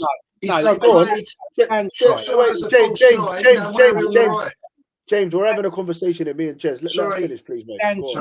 You are correct. You are correct, sir. You are correct. He did. Played on the right, Jez. He did it in the 18s. He played it in the 18s, but it's a different kettle of fish. Look, but I'm wrong, and I respect that, and I'll admit I'm wrong. Yeah, no, I appreciate it, Jez. What you could do, right? Trossard is the best finisher in the club. Play him in the middle, Martinelli on the left, drop Saka. Play Saka on the left, right? England and Arsenal left back, left wing. Play him on the left. On the right, you can either play not Nwaneri, but I think he's going to come behind Madueke. And in the middle, you can either play Trossard or Martinelli. Change it up, Mikel. Look, he's played 34. He's played 34 times. Gyökeres don't work. Boys, can I ask you a question? He's played 34 times, guys, for us. I really want to ask this question. I really want to ask you this question, right? Right, I've got to ask you this question. When you're on AFTV, right, giving it all that one, right? You're all Arteta. Who says me? On the fan cams. Who, me or Daniel? No, you. James. You said James. Me. You. Yeah, go on. You know. I don't give you all that, mate. I'll speak facts. Anyway, go on. No, you don't. All right, you disagree. I respect you. You respect me. Go on, carry on. Go on, Cap. You give it all the large. I don't give it large, mate. This is me. People that give it large are fakes. Fake. Carry on. Right, crack on. You're on there giving it all the one with Arteta in this, that, and the other, and all that bullshit, right? And then you're on here and you're totally opposite. What No. Well, okay. I'll tell you what, Jez. You send me your phone number. I'll send you 20 interviews on ACV. I start off by supporting, and then I actually criticize. In every interview I've done, I've criticised Arteta, his selection, and his tactics. It's like wait, mate. I'm the one who's been accused. If I had like 5 sons or daughters, and they do some homework bad, some good, whatever. If you support someone, you're allowed to criticise. In this society, they like to pigeonhole you. I'm not a hater. I'm not a sheep. I'll send you all my videos, Jez, right? Then you'll get a proper assumption based on the true facts, mate. And then you can see if you come out the same thing. Yeah, I watched them, mate. Don't worry about it. No, you haven't, mate. If you did, you would have come out with that. Well done, Jamie. Jamie Arsenal, big up. Exactly what you've just said. Wait, sorry, Jamie. Jamie's one of my best mates. I used Well, to look, have his Jamie- sister. Well, Jamie's spitting facts. He was good last season. Let's be serious. We had no other alternatives. He come on, he done well. He's a good prospect. Facts. So there's players ahead of him, experienced players, So he's just going to have to wait his time, man. Listen, who knows? He might come on at the end of the season, and you don't know what's going to happen. There's still a long way to go. Dan, based on what you said, sorry, when's this time? One sec, James. He's one of When's my this best time mates. ever going to I come? told him to come on. It's not Yeah, like I don't know, Dan. it's not like we've got an aging team. All these Dan. players are young and they're ahead of him. So, what point is he going to get his opportunity? Dan, he's the youngest, right? He's Yeah. the youngest. He's got Eze, Martin Odegaard in his position. You know what I mean? And if you want to put him on the right, which is not his main position, he's got arguably our best attacker, right? Well, he is our best. And then he's attacker. got Mad Wecker in front of him. He's not getting in anytime soon, Dan. So if I was Manueri, I'm agreeing with you, Dan. Wait, be patient. But if I'm sitting there 1-2 years and the same things is still happening, No, look.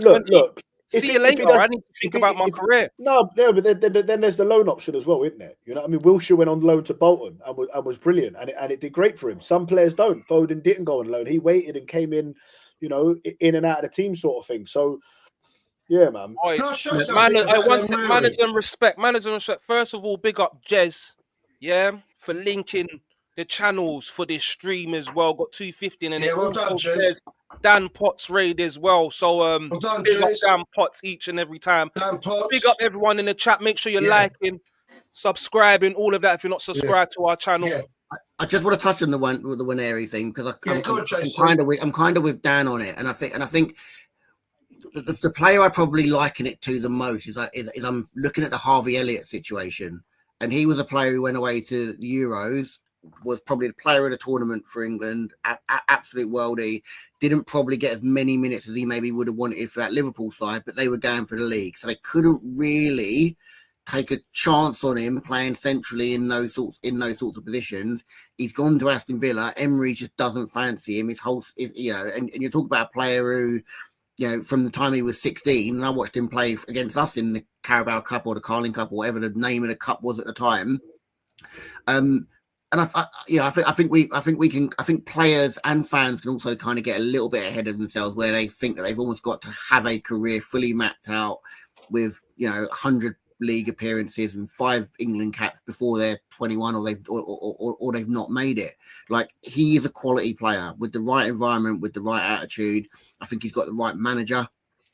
We've seen it with Skelly. We kind of there aren't many situations. I think I listened to someone talk about this the other day. There aren't too many situations where a young player is so good and so elite that they force their way into a top Premier League side without injuries or circumstance kind of enabling them to kind of get that opportunity. You think back to Rashford. United had that situation where they had no centre forwards. Rashford comes in, plays Europe, does really well, comes in, has a worldie against us, and his career kind of goes off. You got the Foden situation, like I said. You got the Harvey Elliott situation. Exactly the same. So I think he's at the right place. I think he's he's going to get opportunities. There are 60, 70 games. Declan Rice can't play every game. Odegaard can't play every game. Eze can't play every game. Look, Jason, let me say, he's probably being protected as well, because with his fan base, he'd have 3 or 4 bad games and everyone will be fucking calling for his neck. I want to read this out here, right? Big up G Wills. Wanyeri's proven himself many times, apparently. Well, he's got 4 league goals in 34 appearances. I don't know how many times he's actually really proven himself. He's ready and he's also better than quite a few of our wingers. Is he though? Is he really better than our wingers? How many times has he proven that? I remember him scoring against Brighton. We drew the game 1-1 and he came off injured. And he was on a roll then. He was playing quite well. He got the 5th goal against Man City in a 5-1 win. And he got a couple of goals in the League Cup. I think it was against Bolton. He scored a screamer. And, you know, like I said, people they remember things even better than they are. And to me, it's just, it's a bit mad. Like the Brighton game down for me was actually really telling, because actually I think that was his body saying this is a level that I'm just not ready for, because it wasn't a severe injury. It was just cramp. He would cramp quite often because the jump from youth football. And I watched him play at youth level for Arsenal. I watched him play at youth level for England, and he's quality. Like there is no, on the pitch, he looks levels above. But when the physicality comes into it, that physicality at that level is a leveler. And I think his body just couldn't cope with it, particularly because we had no Saka. I think someone mentioned earlier, we had no other real option. So he was the only option. And that situation that we've seen with players who have been used too often and we've ended up losing them for injury. I think that's what happened to him, that he probably wasn't ready for the physical step up at that time, and now they're just getting him ready. You have to build a level of robustness for a player like that who's going to take contact, the same as a Max Dowman, to be able to absorb that contact. We see it with Saka. We saw it with Jack Wilshere when he came into the league. I think you're right. I think he's got to be protected, but I think they've also got to look at other players, your Foden, your Harvey Elliott's, your Rashfords, your Grealishes, those sorts of players that kind of take that level of contact, and how you kind of manage them to make sure that he still has a career at 25. Ryan, have you sorted out your stuff now, my brother? I just want to say here, everyone's saying that there's been a Potts raid. I'm not sure there has. He finished his lab earlier ago, but if there has been, thank you very much. But I'm not sure there has. Ryan, what are you saying, my guy? Yeah, big up, man. Big up. I can hear you now. Yeah, big up. We'll go back. We'll let you take the stage for a little while, Ram. And why are you using your neighbour's Oh, bro, internet? it just everything shut down in my area. It was a bit peak. So big up Clock and Curtis. He's not even my neighbor. I drove down to just say, well, go on, because like he knew I was gonna jump on. Clock and Curtis, my guy, each and every time. But right, how you feeling about the Villa game, my bro? How am I feeling about the Villa game? Yeah, man. Take on it. You know what? Yeah, I'm actually kind of shook with this one. Look, people say I say that a lot, but like, listen, I was up at Villa Park. I had the best view of Matty Cash nutmegging David Raya, man. Reminded me of Giulio Belletti when he did it to Manuel Almunia all those years ago in the Champions League final. But if I'm being real, Villa just won at Stamford Bridge.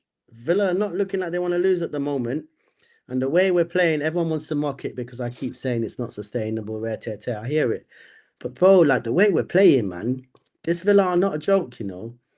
Like I know they're going to be missing Matty Cash and Kamara, but you know, Amadou Onana is going to be there, and they still got a very, very, very strong squad, man.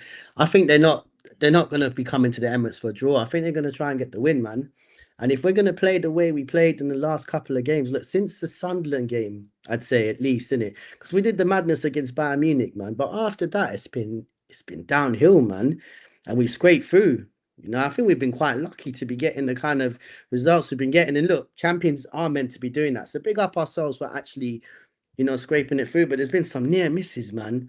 And on other days, it's just not going to happen, man. Like that Stamford Bridge performance, even the Sunderland one to a degree, but it's just when I'm looking at Stamford Bridge, I'm looking at Wolves at home. I'm like, I'm still disgraced by that, man. I don't know how you lot feel about that, but I just still can't believe we allowed.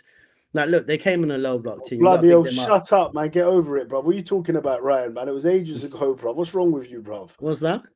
What Villa? We're still talking about Wolves, bro. It's 3 games ago. Relevant. We won the game, Relevant. Move on. It's very relevant. Relevant. It's very relevant. It's not relevant. Wolves at home is relevant right now. We have not performed. We have not performed. It's showing it's not going to be sustainable in the long run, bro. I'm telling you now, coming out, even Bournemouth way. Look, Bournemouth haven't got a good record right now. But going to their ground as well, the way we're playing, we can't expect to like keep getting away with. It's criminal the way we're getting away with it right now, man. It's not gonna keep going on like this, man. Liverpool just got the same result against Wolves at the weekend, No. and City needed a goal in the last 5 or 6 minutes. Yeah, but Jason, I was actually going to touch on exactly what you're about to say. Sorry, it's just Liverpool that's didn't what I score say. 2 own Remember, goals, though, Jace. Get 2 own goals. Just saying. in it, 2 own goals. At the end of the season, Dan, there is no asterisk next to our goals scored. I don't care about the own goals, but you just said Liverpool got the same result against them, but technically they didn't. The result, the result was a 2-1 win, mate. We didn't score. Against Wolves, we didn't score. They scored all our goals for us. 2-1 home win, mate. There are goals. They're not Wolves' goals. There are goals. Yeah, but look at it like this. Yeah, look at it like this. I said this, and people want to say, "Oh, you're only saying it about Arsenal." But I was telling people at the beginning of the season about Liverpool. I even said it on AFTV. Right, hold on, Ryan. Sorry to cut you off there, but that was the first 5 games Arsenal have played in the Premier League. Oh, he's been muted, Ryan. Perfect. Go for it, man. Okay, yeah. So from that point on. From Liverpool, I said, look, the way they beat us, I'm actually still disappointed the way we approached that game at Anfield. They didn't have Conor Bradley and they didn't have Jeremy Frimpong, their first choice. I told people, and I said it, Liverpool are going to drop points this season. They are not their best. And again, they did scam some results for some games, but look how it dropped. I'm telling you, it's going to happen to us. We can't keep playing like this, man. And Villa as well are not coming to play. They started the season poorly. But I'm telling you, man, Villa, since they've been winning, they've got better results than us, man. Yo, like they won at Stamford. Look, I know Chelsea are not the same Chelsea, but they're coming to London to try and win again. I'm telling you now, they're not coming for a draw tomorrow.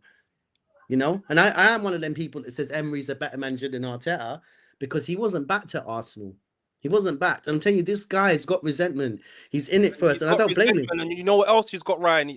He seems to have Arteta's number. 10 games. 6 wins for Emery, 2 losses and 2 draws. He seems to have his number.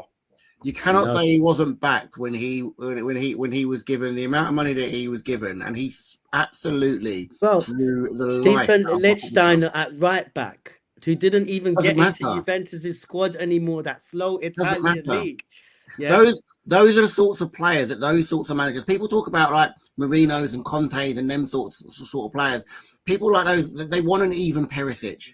They want those sort of steady, reliable, been there, done it, won leagues, can be relied on, aren't going to give you much. They're going to give you 6, 7 out of 10 every single week. They're not going to give you 8s. They're not going to give you 4s. That's the sort of player that those sorts of managers love to have in their side. They love to have them in their side. Look, no, you're going, Dan. Go on, Ryan. No, go on, Ryan, my bro. Oh, okay, love. No, but look, Jason, I'm telling you, look at the squad he had. Look, he did okay with Leno for what it was at the time, but Lichtsteiner right back. Nicolas Pepe, look, I actually did think there was more to come from him, but he wanted Zaha.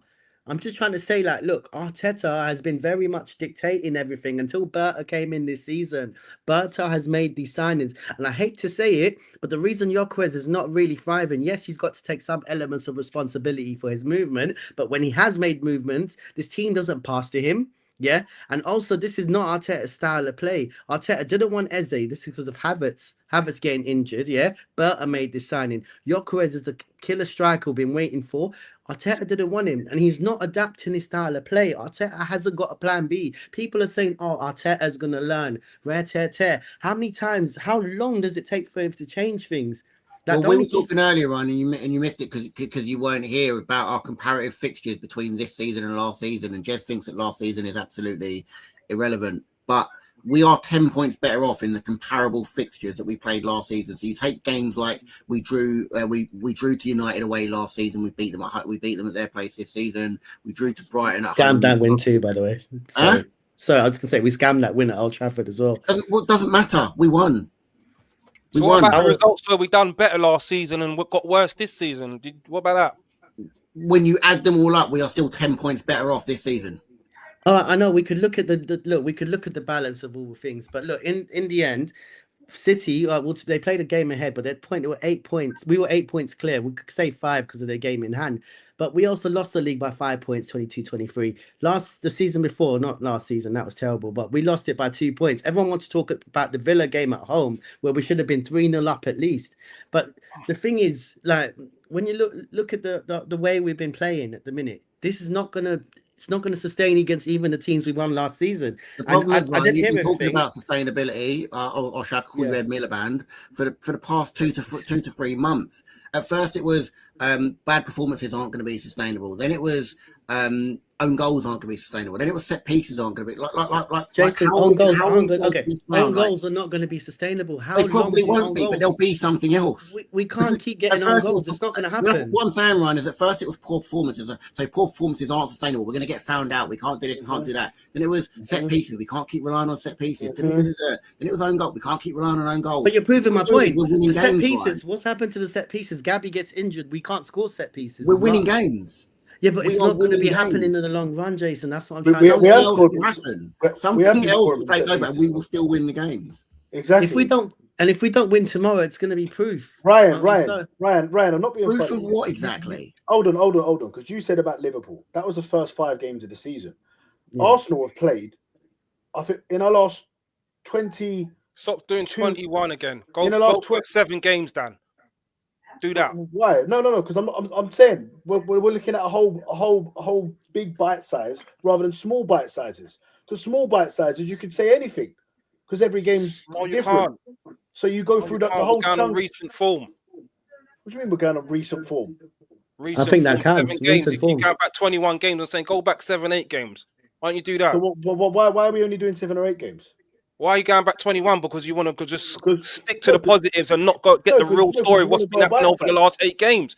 Yeah, it's been slow, it's been lethargic, and it hasn't been good, Dan. And we've been scraping over the line. It's not sustainable. We need to get better.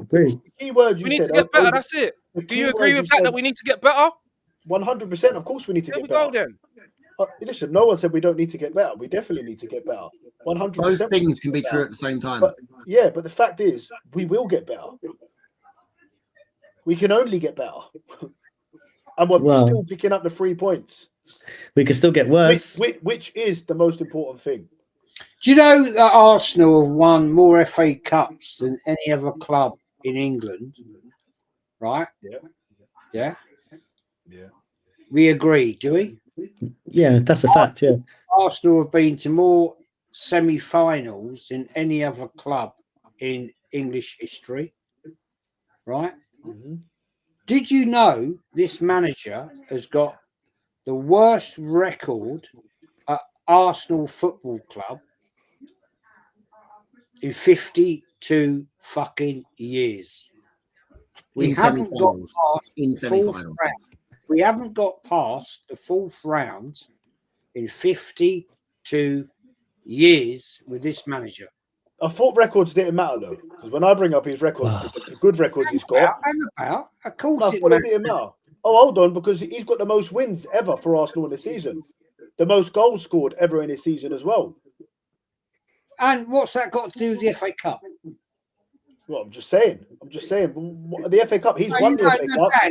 Dan, all right. You're throwing a bullshit comment. All right. Hold on, Jez. Who's the 2 managers that have won the FA Cup as captain of Arsenal and then won it as a manager? Who are they? I don't think that's relevant. Who are they? Who are the two people to win it as captain for Arsenal and then win it as manager as well? FA Cup. Arsene Wenger's won the most FA Cups for Arsenal. Yeah, but Arsene Wenger never won it as a player. As a player and as a manager. As a player? As a player and a manager. There's 2 people that have won it as a player and a manager. Who are they? Hang on. Because you should know this, Jez. Well, it's George Graham. And who's the other one? You said 2. Yeah. George Graham won it as a player and a manager. Who's the other one? It's not a dirty word, Jez. Just say it. Hang on. It's Mikel Arteta. Who Oh, you should have let him say it, man. two players. No, hang on. Let me get it right. 2 players that have been managers. They've won it as a player and as a manager. Mikel Arteta and George Right. Graham. Okay. So Charlie George and No, George Graham. Sorry, George Graham. Beg your pardon. And as a player and a manager. Yeah. Oh, I thought you heard it. Got a Windows reboot coming on. Hang on, it's George Graham. He won it as a player in 2014 and 2015. Yeah. And then the other one won it in 2020. Hey? Yeah. He was captain as well. Player and a manager in 20. You boys can all see what's going on here, can't you? He won it as a player, and then he went on to become a manager and win it as a manager as well. Oh, it's Arteta, isn't it? There we go. We got there in the end. So out of our illustrious record, we've got one more FA Cup than Man United. Or did they equal it, or have we still got one more than them? We got one more than them. No, we're still ahead. One more. We're still ahead by one. And who got us that one that we're still ahead with? When was the last one he got? Yeah, well, Emery got it done. Emery. Emery didn't get it. Arteta won that. Arteta won that, and he'd be in history for Arsenal forever. Aubameyang was not a player he wanted, and Aubameyang won him that against City and Chelsea, man. Facts. Let's have it right. That it won out. Like, I'm sorry, look, not to discredit the manager too much, but look, he went out to Olympiacos. He focused on the FA Cup because we didn't have anything going on in the league. Listen, he beat Pep Guardiola in the semi-finals, right? And it was Frank Lampard in the final that he beat. But listen, you beat Man City and beat Chelsea, you deserve to win that FA Cup, and that's it. Anyway, that's done and dusted now. I agree with Jez though, and I've always said this, Dan. He needs to improve his record in semi-finals because we've not been to a final since. And listen, even when we didn't have the squad we had now, he should have made a Europa League final. He should have made a League Cup final somewhere along the line, or an FA Cup final. I totally agree with that. When Emery, the man that's played him tomorrow, knocked him out with Villarreal. Is that what you're talking about? Yeah, yeah. And I'm expecting and demanding that he gets us to having got us to the semi-final, he gets us to the Carabao Cup final this season. Yeah, we've got a massive semi-final now. We keep getting to the semi-finals. We've got a massive semi-final now. He got us to our first Champions League final since 2009, and only the third in our history as well. And look, we've got a chance to win, to go to an FA Cup final, a Champions League final, and a Carabao Cup final. So still a long way now, off. well, it's not a long way off because we're in the for the Carabao Cup. For the Carabao Cup, Carabao Cup, we're in it already. The FA Cup hasn't started yet, and the Champions League hasn't properly got going yet. But we got to a semi-final last year. This man got us back into the Champions League for the first time in 7 years, and in his first attempt, he got to a quarter-final. Second attempt, semi-final. Now this is the third attempt. Can he get us to a final? Well, I'm not sure. I'm not sure, man. I just feel like that his football it's been lethargic lately, but he also doesn't change things. Substitutions are another thing. Doesn't make them. Do you change things right now? Like, do you not think that Arteta, right? He's going to change things for certain. Do you not think him and his backroom staff are not sitting there going, how can we play better? How can we score more goals? Or do you think they're just going, you know what? Let's just go out there and hope for an own goal. Is that what you think's happening? No, you're not wrong. Look, we're not professionals, but at the same time, we're sitting there watching the screen, and sometimes the same things are happening. We still see the same problems, Dan. We still see the same problems. Why is he not making substitutions? Why is he not? What's the point? We got 5 substitutions. No, 5. Sorry, Jace. We've got 5 substitutions that used to be 3. But yeah, go on. We're still not making them, but yeah, go on. Well, why have other managers not figured him out yet?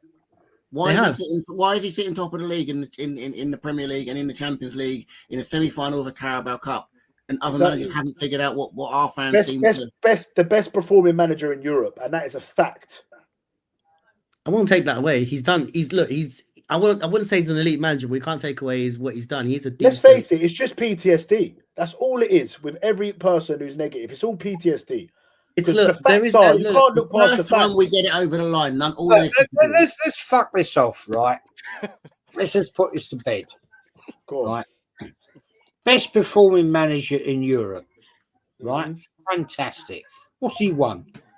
I'm fed up with this. I'm fed up with bullshit. You can't win anything mid-season apart from the Carabao Cup. You can't win anything. Look, you got a couple of melts in your chat, right? Calling me out, right? Fair enough. Yeah, They've starving. been calling me out. Shut the fuck up. You don't know what the fuck you're talking about. At the end of the day, I know more about Arsenal than you'll ever know that I've forgotten. The fact is, he could be the greatest manager in the world. He ain't won nothing. Well, he has won something. He's not won something in 5 years. Well, what's he won? The FA Cup, which wasn't his team, and it was Emery's team. Yeah, no, it's true. That is relevant, Dan, though. It is relevant. No, I'm sorry. I hate Aubameyang out of his club as well. I hate it when anyone says that. I hate it when anyone says that. So wait, hold on. If Enrique took over now, we lost 3-0 tomorrow and the board sacked him and Enrique took over and won the league, what would you say? Oh, it's Arteta's team. No, you wouldn't. You would say Arteta couldn't get us over the line, but he could. And that is a fact. Clip this up, Dan, here, 1 hour 45, because this needs to go out. You would say that it is Arteta's team, though, Dan. It is Arteta's team. We've had this argument before. I'd say he built it. Bro, I'd say he built it, but Enrique's the one. So say Emery built it then. Say Emery built it. Emery did build it as well. Well, I'd say more Wenger. Emery was there for a year and a half. This in the context. Fact is, Arteta done the tactics. Little melt in your chat, right? Starving Marvin. It wasn't Unai's team. It was Wenger's team. It was more Wenger's team. I agree. It was actually Emery's team. No, it was more. He was only there a year and a half. Most of them players were signed under Arsene Wenger. They were. Yeah, but he moulded them. He moulded them. Oh, fuck off! He moulded them. Arteta moulded them then. He moulded them to what? Arteta moulded them to. What you got to remember is that the FA Cup, when Arteta started, the FA Cup had not started. I hate it when anyone says that's someone else's team. I hate it because they did not do the tactics. They're not in the building. Right, Arteta, you know what's funny about the argument? Even Slot last season, he tweaked it, he changed things. That was his team, not Dan. Let me ask you this, yeah. Let me ask you this. You know we're talking about Ryan, teams. before you come in, let me tell you. You know what people say. You know when you say to them, Arteta finished 8th twice, the worst in the Premier League, Arsenal's Premier League history. You know what they come back and say? Did you see the team that he had? Did you see the team that Emery left him with? Do you understand? And when he's going to win something, it's nothing to do with Emery. Dan, we were 10th in the league. We were 10th in the league. What's your point? We were 10th in the league. We were 10th in the league when he took over. Emery didn't manage any of them FA Cup games. Arteta managed every single one of them and changed the whole philosophy the way we played. He wasn't able to seep into the team in 6 months. That's all that was. Yeah. He wasn't able to seep in. You can't. Yeah, because since he seeped in with his tactics, nothing's come down. That's just a fact. Yeah. What is the relevance of where Emery left the club? What is the relevance? Because at the end of the day, right, he hasn't won anything. Arteta has won nothing. No, that's incorrect. It's incorrect. He's won the FA Cup, so you can say he's won nothing for 5 years. So that's what you want to add that to your sentence. I just said that. He's won. Wait a minute. Community Shields, we forgot about those. No, let's not do that. Let's not do that. At the end of the day, this manager, right? He could win all 4 yet, Jez. Has spent more money than any other Arsenal manager and has still won nothing. Now, and the next one will spend even more because of the day and age we live in, because of inflation, because of how much players cost. No, that one. Yes, it will. It will, because players' prices will go up. The next Declan Rice we sign in a few years' time will be 200 million, and then we'll be saying he spent the most. Yeah, but even that's how it works, Dan. But even the equivalent of Wenger's time, days, he never got the equivalent. No, honestly, that's facts though. That is facts. And then you also hold on. Alan Shearer. How can you say that is fact? Let me give you a fact. Jez. Alan Shearer was the most expensive player at £15 million he cost. Yeah. Now, how much does the most expensive player in the world cost? 200 million, right? Who is it? Mbappe or a Neymar or whoever it was. Exactly. So of course he's going to have spent more. It's inflation, yeah, but Dan, inflation. What relevance is that? It's inflation, Dan. That bunch your argument that he's saying he's fought more than any other Arsenal man. Dan, let me say. Let's all talk about bullshit, right? Who's the first £1 million player? Who's the first £1 million player? Oh, let James answer it. I mean, you're talking bollocks. I got James on mute, you know. But obviously, oh, At the end of the day, Jez, you can you not understand where I'm coming from? Right, Can you not understand where I'm coming from? You can Can James, you not unmute understand? your mic, mate. you can forecast the future and saying the fact that Trevor Francis was actually the first £1 million player. So you telling me if Arteta fucks off at the end of this season, right, and you're telling me that nobody's going to spend more money? You can't predict. No, I said No. they would. I said if there's another manager there for 6 years, they'll end up spending more than him because of inflation. Because players' prices go up every year. No, So of course Do they you spend the honestly most. believe? Do you honestly believe? Let's be honest. Let's be fair. Let's chill it out, right? You honestly think it's Josh Kroenke's little baby now, Arsenal? Do you honestly think, right? If this guy fails, right, and I hope he doesn't, I want Arsenal to win. I want Arsenal to win, right? I'm not a negative fucker. I want my club to win every single season. But at the end of the day, if he fails, right, do you honestly think Josh Kroenke's going to say to the next manager, whoever it may be, right, here's $1 billion. Go on. No, do you know what? Do you know what? No, do you know what? Because the team's already built. Probably not. But if the manager stays and we're winning, then we'd be spending at least 200-300 million every summer, wouldn't we? You have to because your competition is doing that. But Competition Dan, and also, like, I just want to put this comment out here because I always say this as well. 1 billion, 300 was spent, just gone. So it's actually 700 million he spent and failed, right? Because 300 has been sent, and we're on track. We're on course. We're fighting to win 4 trophies, and we could end up with all 4. We could end up with 2. We could end up with 1. We could end up with none. Who knows? You know. And then you've also got to look at what we're competing against. Man City, they're talking about is going to get Semenyo after last season spending how much? They spent 400 million in January. A left winger we're missing out on when we need a left winger. How many of those signings for them didn't work out, and then they just go, you know what? Screw that. We're now just going to go. Marmoush hasn't worked out like we want. Okay, fine. We'll just spend another 65 odd million on. But and the other thing is that go for it, James. Go for it. Quick comment after Jason. Sorry. The other thing as well, Jez, is like you've got to look at the big picture.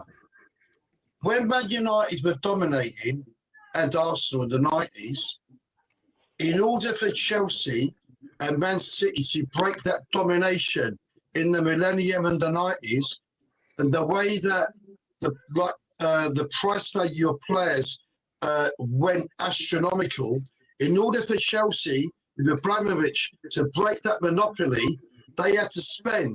When Man City came in, they got the best manager, Pep. They bought the best players.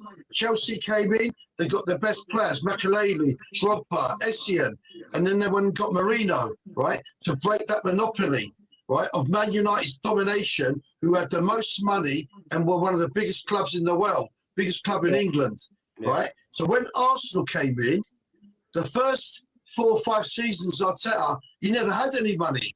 The Kroenkes did not spend money with Arsene Wenger for the last 12 years of him being a manager. Arteta only got that money towards the end. And like Dan said, because the prices were astronomical, like Jason said, right, it makes it look a very exorbitant. Oh, he's had 1 billion. No, mate, that's how much they were costing the players. No, but Dan, Rice, we had to pay 100 million because if we didn't pay it, he would have got someone else would have got him. And that's the way the dynamics work. Yeah, but James, you've got to look at inflation as well. Look, that's what Rio I'm saying. Ferdinand, Rio Ferdinand was 29.1 million. He would be well over 150 million now. But back then, even our star signings were what Sylvain Wiltord for 13 million. Jose Antonio Reyes, we only paid 10.5 million for him. Yeah. Henri was about what, 11? Something like that. But no, but this is what I'm trying to say. We've never had a manager spend so much money. Emery wasn't backed. Arteta has been backed the most. And even in the current market, the money he has spent, there has been a lot of players. Yeah, big up Gabriel Magalhaes. Love it. Yeah. But there's been other players like Lokonga. Yeah. Nuno Tavares. You're talking about Lokonga, some squad player from 2 years ago. What manager hasn't? The majority of them are top players. Look, we did. Wenger did too. Francis Jeffers was one. You know, Ryan, you can't. Our squad is worth the most in the whole of Europe. No squad is probably worth more than ours. Anyway, go on. Look, like I said, when you look back at It's City, up and they lost Rodri, bought a central midfielder. Where is he now? God knows. They went and bought Marmoush. Hasn't really worked out the way they wanted to. Spent money spent money in the summer. They will try and they will just keep turning over. Now the reason that they can do away with that is because they are cash rich, which most clubs are not, because they are state backed. They can also afford to actually get their players slightly cheaper. Same with PSG. I know everyone was talking about Kvaratskhelia.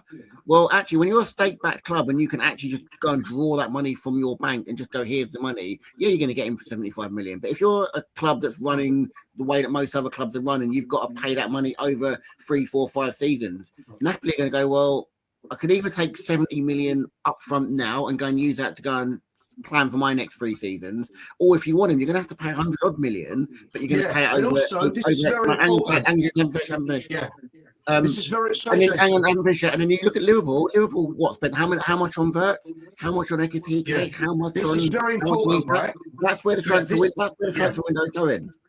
James, let me just say this to the. Let me just say Daniel, this to the quick comment. I'm gonna let you go. I'm gonna let you go. Ranieri did spend money. Sorry, I want to talk to the chat because we've got I think it's over 200 people watching, but we've only got 34 likes, guys. Smash the like button for us if you can. We're a new channel. Subscribe if you've come over from Jez's channel, or I think it was Lee Gunner and Dan Potts. We're all rated Jez, and I think it's come through to us. So thanks for coming. Thanks for watching. Thanks for staying. Drop us a like if you can. Subscribe if you can. We'll appreciate it.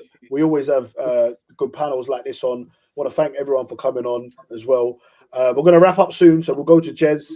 We'll go to James first. Sorry to interrupt you. I just wanted to try and get the likes up if we can, people. We'd appreciate it. It's all, we all have banter in the comments and we all see football differently, but it's all love.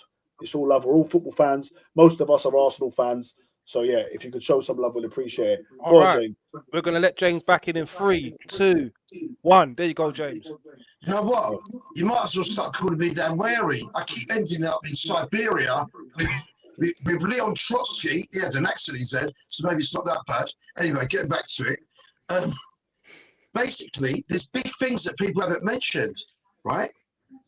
Where Arsenal have been two things. Arsenal have been the stingiest club in the world. In 1980, we wanted Clive Allen.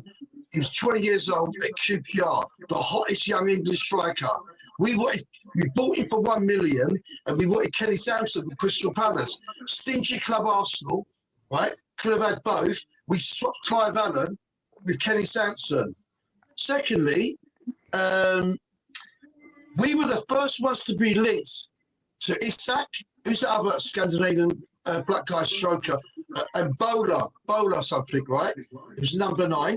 You know the Bruno, Brazilian, really good midfielder at Newcastle.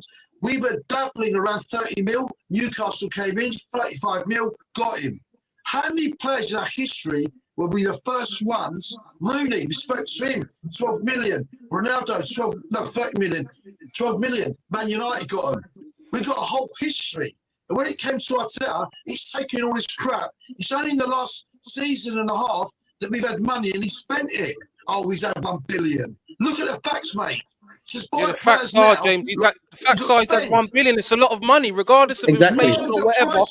Can we not agree that he's had a lot of money? What people trying to say because of inflation? It's only £1 billion. I know what you're going to say, Dan. If you break it down, it's 160 million over each year. Allow it. He's had a lot of money, and he needs to deliver now. In the last 6 years, he's been spending 125 million a year, and he needs to deliver. He needs to deliver now. Is that a fact? Do you agree with that? Agree. He does need to deliver now. And he's going to deliver. That's it then. Anyway, look, boys. But listen, you're saying they have to deliver. Boys. Chelsea are saying they've got to deliver. They delivered last season, James. They delivered last season. Chelsea have got good recent history. Dan, if we won a Club World Cup, you'll be going mad, Dan. Stop talking. Stop gassing yourself up. If we won a Club World Cup, Dan, you would not stop talking about it. I'm sorry, yeah? mate. Big fact. And you agreed with me, Dan. You did say that you would be gassing it up. Bravo, listen, I'd have a bit of banter. That's it. Come on, listen. I'd love a Club World Cup, man. I'd love one. They were in that competition. Mickey Mouse Cup. 4 years Mickey ago. Mouse Cup. Chelsea, we can't win anything, James. We don't win anything. Chelsea have spent 2 million it's a Mickey Mouse and Cup. have won nothing domestically. Chelsea anyway, shit. and they We won can that talk about World this. We Cup, can talk Mickey about this Mouse to the Cup. cows go home, boys. We do have to wrap up now. So I want to just do. I just want one scoreline, and then we'll wrap up. So Dan, tomorrow, what's the score going to be? Just a scoreline, and that's it. And then I'll go. Then James, and then we'll just leave it at that because we're nearly on 2 hours now. And we're gonna wrap it up. Negative Dan is gonna come with. And another reason for my prediction is I just want to punch Emery in his face. He deserves it, man. Seriously, all those antics on the sidelines. Yeah, all those Football antics on the talking. sidelines. Good evening. 3-1 Arsenal. That's what I'm going for. There you go. I'm going for 3-0 Arsenal. I'm going to say, first of all, Ryan, you lost your podcast Scoreline, virginity. James, man. James, scoreline. Ryan, you lost your podcast virginity to me. Nice one. My prediction is What's 2-0. going on, James? 2-0 to Arsenal. 2-0. Ryan. I've been about for a while, James. But anyway, boy, I think we could lose. Like we might score one, but I think we could lose by 1 or 2. What's the scoreline, bro? Arsenal 1, Villa 3, like 2013. James. 2-0. Yeah, I'm gonna go. I think it's gonna be. I think it's gonna be Desmond. I'm gonna go 2-2. Fair. And Jason. 2-0 Arsenal. All right, clip this bit. We'll come back to it when we're going to be doing a show on Wednesday as well, guys. So get your notifications on. Subscribe to us if you can. I want to thank my co-host Dan. Obviously, I want to thank James for coming on and giving us his time. Ryan, even though he was using his neighbour's internet, we only got him for the last 10 minutes. Thanks for trying, my bro, coming on. Cheers as always. You know, you've done us a big solid today. Yeah. Thank you from the bottom of our hearts. We really appreciate it, man. And I think most of them are from Jez anyways. But if you are on our channel as well, Jez is Arsenal 1967, I believe. Yeah. Legend. Yeah. Come on, man. Love again for that, Jez. And Jason, very intellectual today. Some good stuff today as well. So appreciate Jason, that. you was on fire today, my bro. Boys, we'll carry on backstage. I'm going to end the stream now because we do have to go. Big up everyone. Thank you for watching. Appreciate it. And we'll see you on the next one. Get the notifications turned on. Boom.